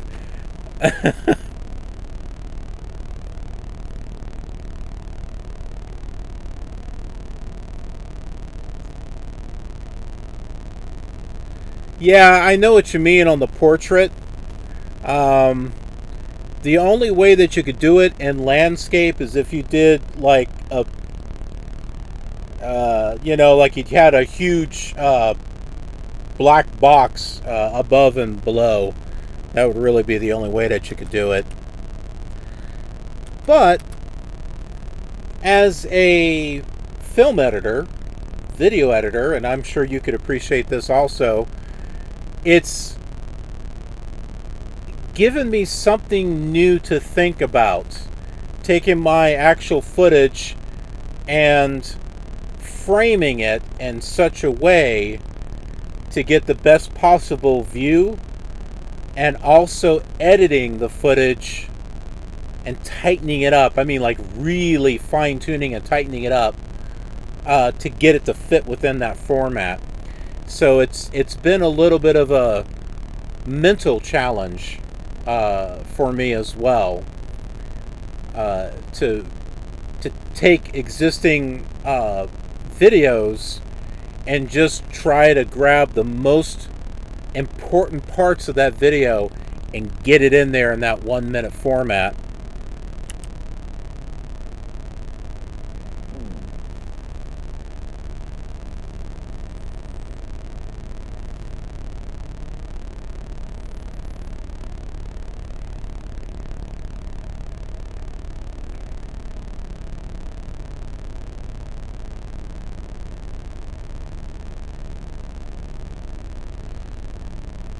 Heck, there's one video, it was of the bubbly, the bubbly sparkling water, and I think it did like blackberry or something like that.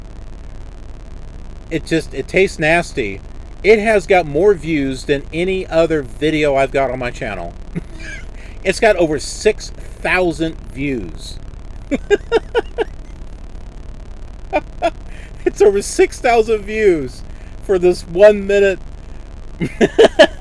video of me trying to drink a blackberry bubbly or whatever it was. So people seem to like it, so I bought 2 other bubblies. I got 2 other bubblies sitting in my refrigerator, which I forgot to shut. So I'll do something on those too.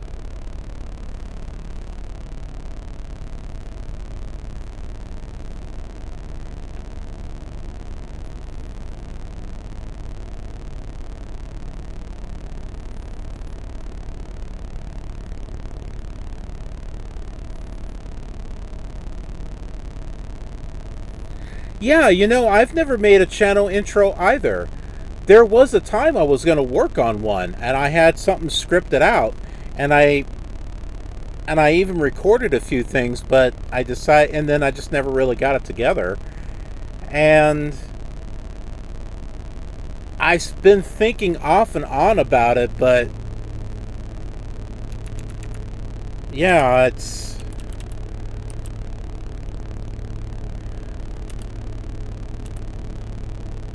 I don't know if people would actually watch that, or, you know...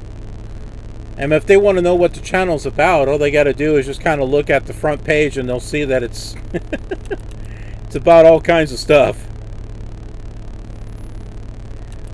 Alright, so we are making our turn to final.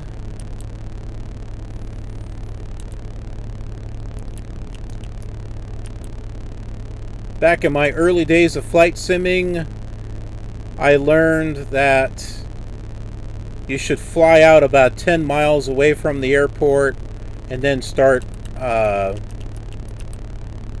bringing yourself back in.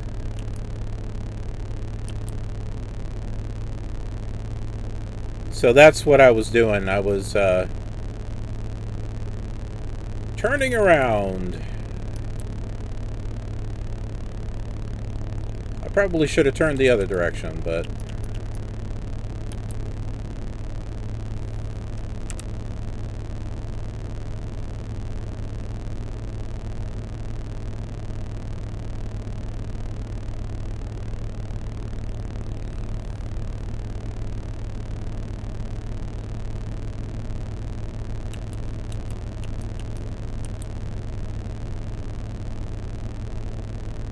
we're making one heck of a turn here.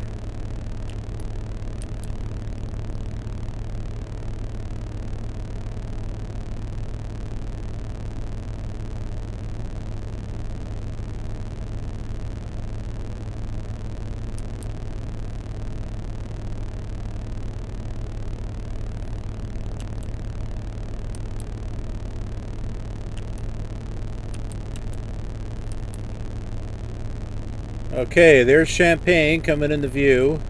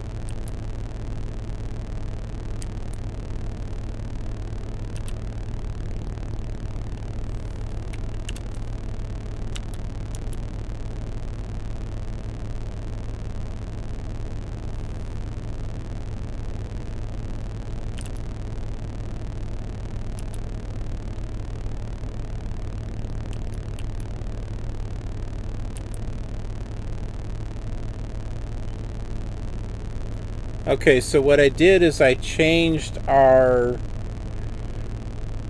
OBS to 324 instead of 320. Usually it's at that halfway mark. So that's what I got it set at. I can see the runway, as a matter of fact. I can see it like right there. So hopefully this will get us nice and lined up. Alright, so now we need to start dropping some flaps. We got to get this thing slowed down.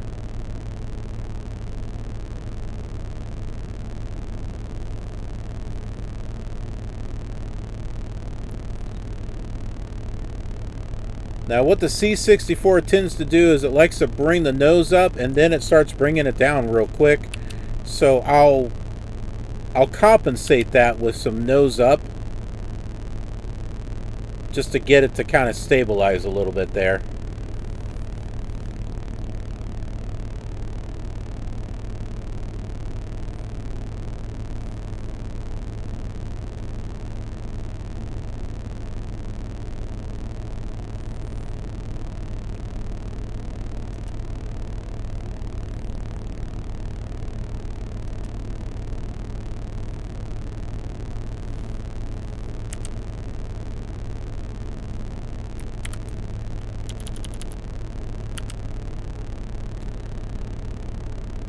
Okay, our vertical indicator is beginning to center.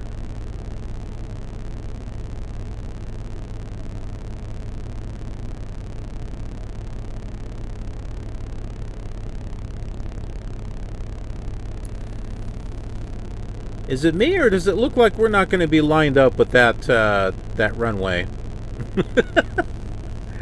I'm like looking at it, and it looks like it's over here.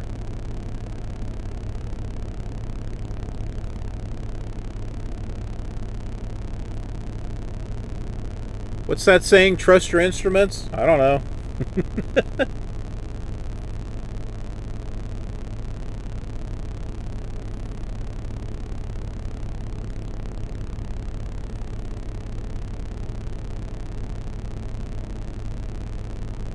Oh, I really think we're kind of off. I don't think I don't think it's guiding us correctly.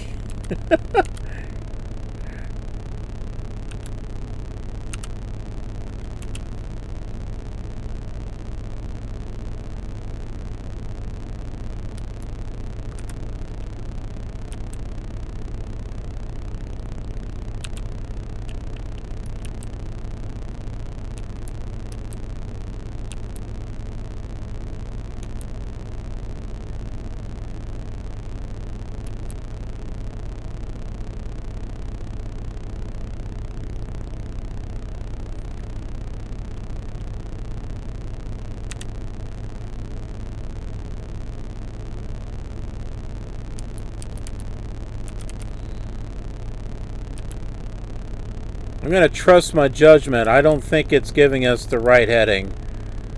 I think the vertical indicators were correct, though. Yeah, see, I can see the runway right there.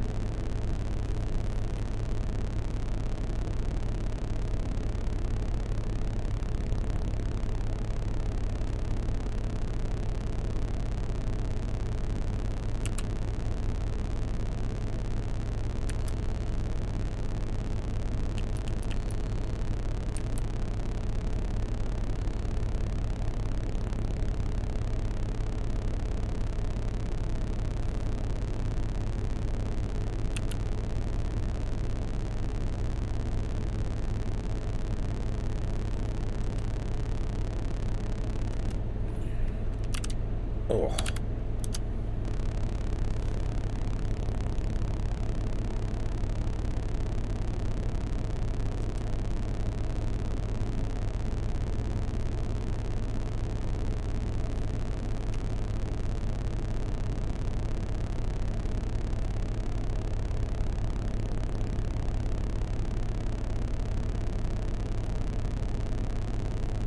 All right, flaps are full down.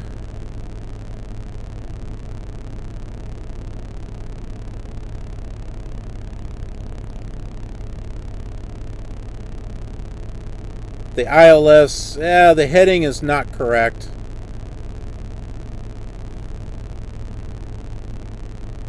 It'll probably line up the moment we turn to it, but yeah. Vertical indicator seems to be correct, though.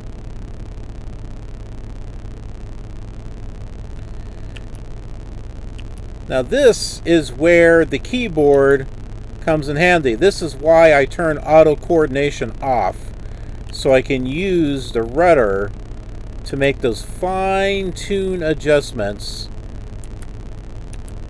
so I can just inch the plane in the direction that I want it to go. If you try to do it with the joystick, forget it.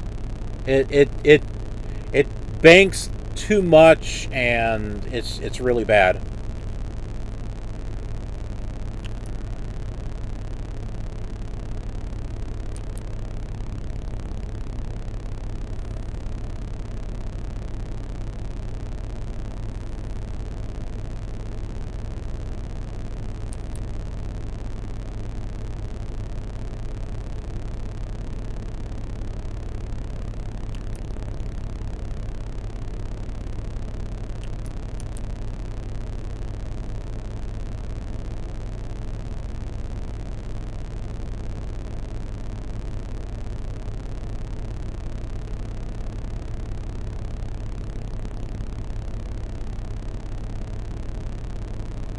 Alright, I do believe we're lined up at the runway.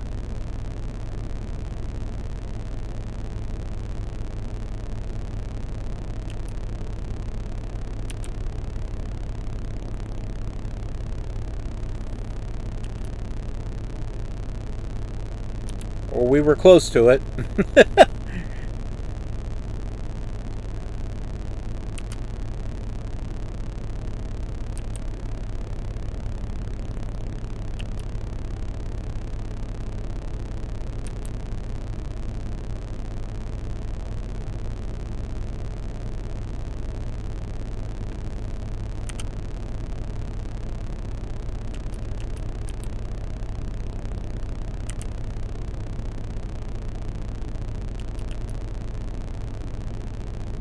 Certainly seemed like we were lined up.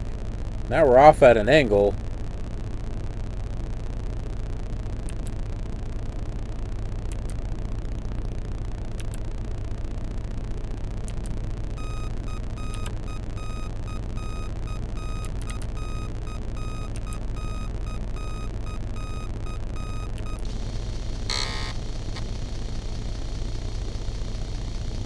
Well, hopefully that's not a bad sign.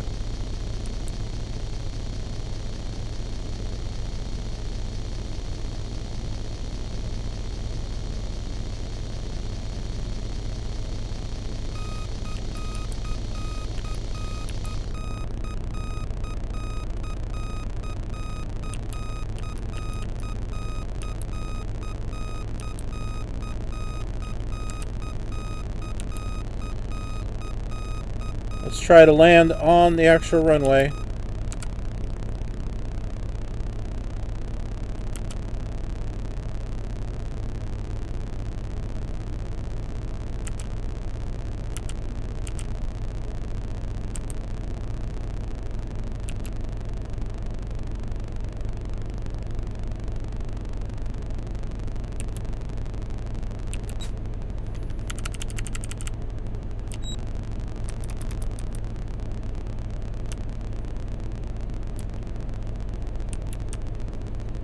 Okay, we are down.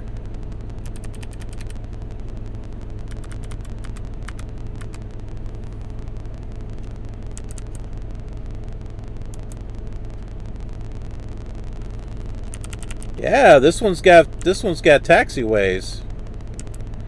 Yeah, not the time you want to see a loading screen. No, it's not.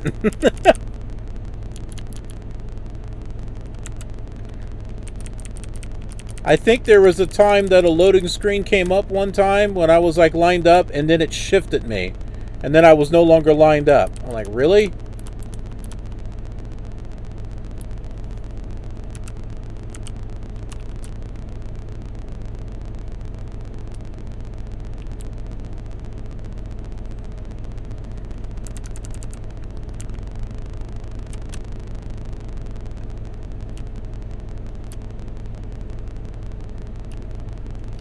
Okay, where's that fancy little building here?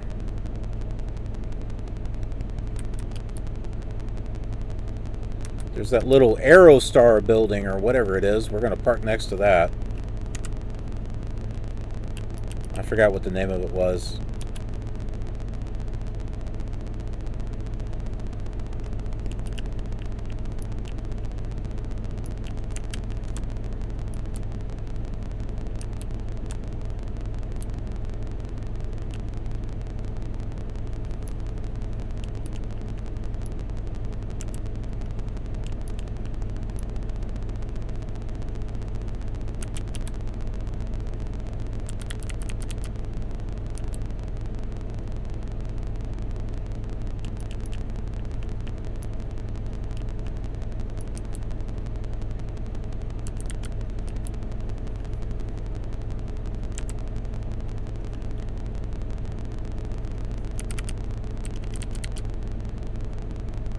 We're kind of low on fuel, too.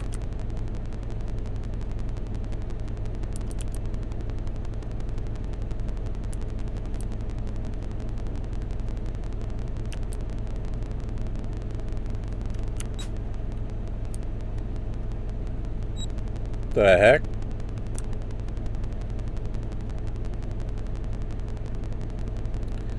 See, I've had something like that happen before. As a matter of fact, I think that happened at St. Louis. We were already on the ground, and then something like bounced, and then you see the ground, and then it's like crash. Like, what? It's like, what did the plane do? Did it just like hit a rock and then go down like this? It's like, what the heck?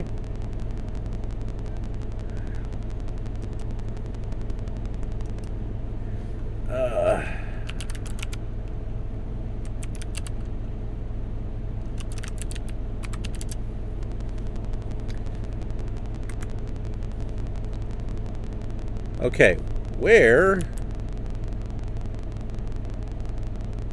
is that building? Is that's not the building, is it?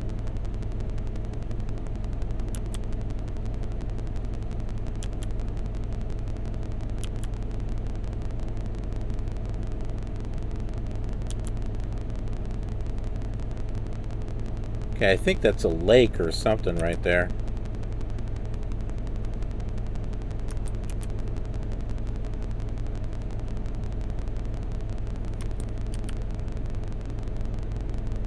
Or is that? No. Yeah, I don't think that's that building. It's hard to tell because the blue matches the blue in the sky. I know there's like a little building or something right there, and I can't remember where exactly it was at. I thought it was down there.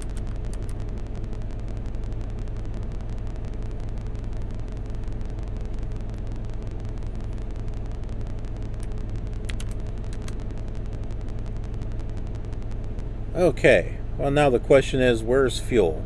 Well, we don't have to worry about fuel. All we got to do is just,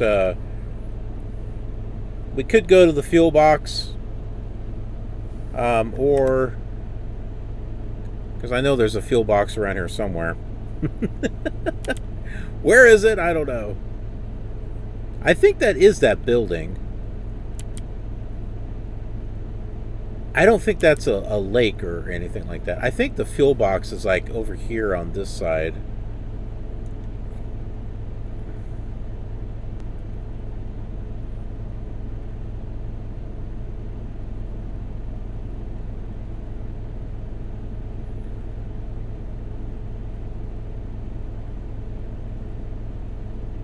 Yeah. Yeah, that was in the truck sim when it did that. I have no idea. That was just like... that was completely unexpected. Completely unexpected. I did not expect that.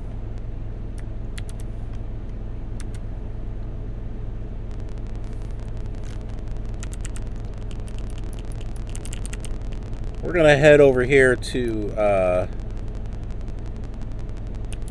the other side and just see if there's a fuel box. Why not? We got to take advantage of those fuel boxes when we see them. I know we can just go to the menu and come out and it fills up the tank automatically, but well, that's no fun.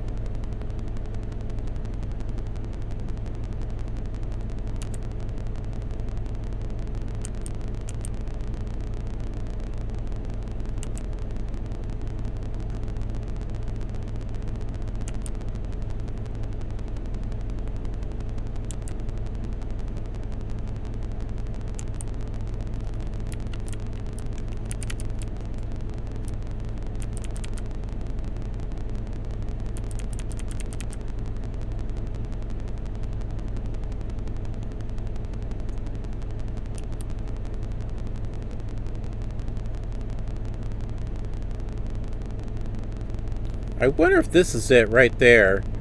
I wonder if that's it, or if that's something at the university.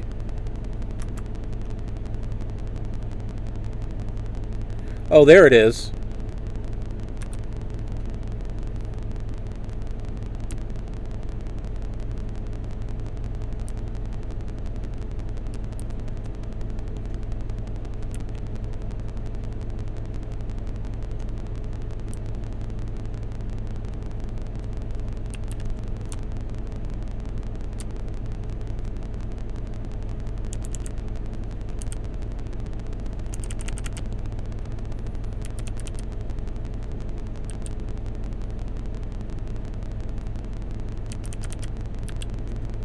I remember when I was a teenager and they finally had these little boxes next to the F, the square F. I'm like, ooh, oh that you know, I was grateful for whatever scenery that they would add.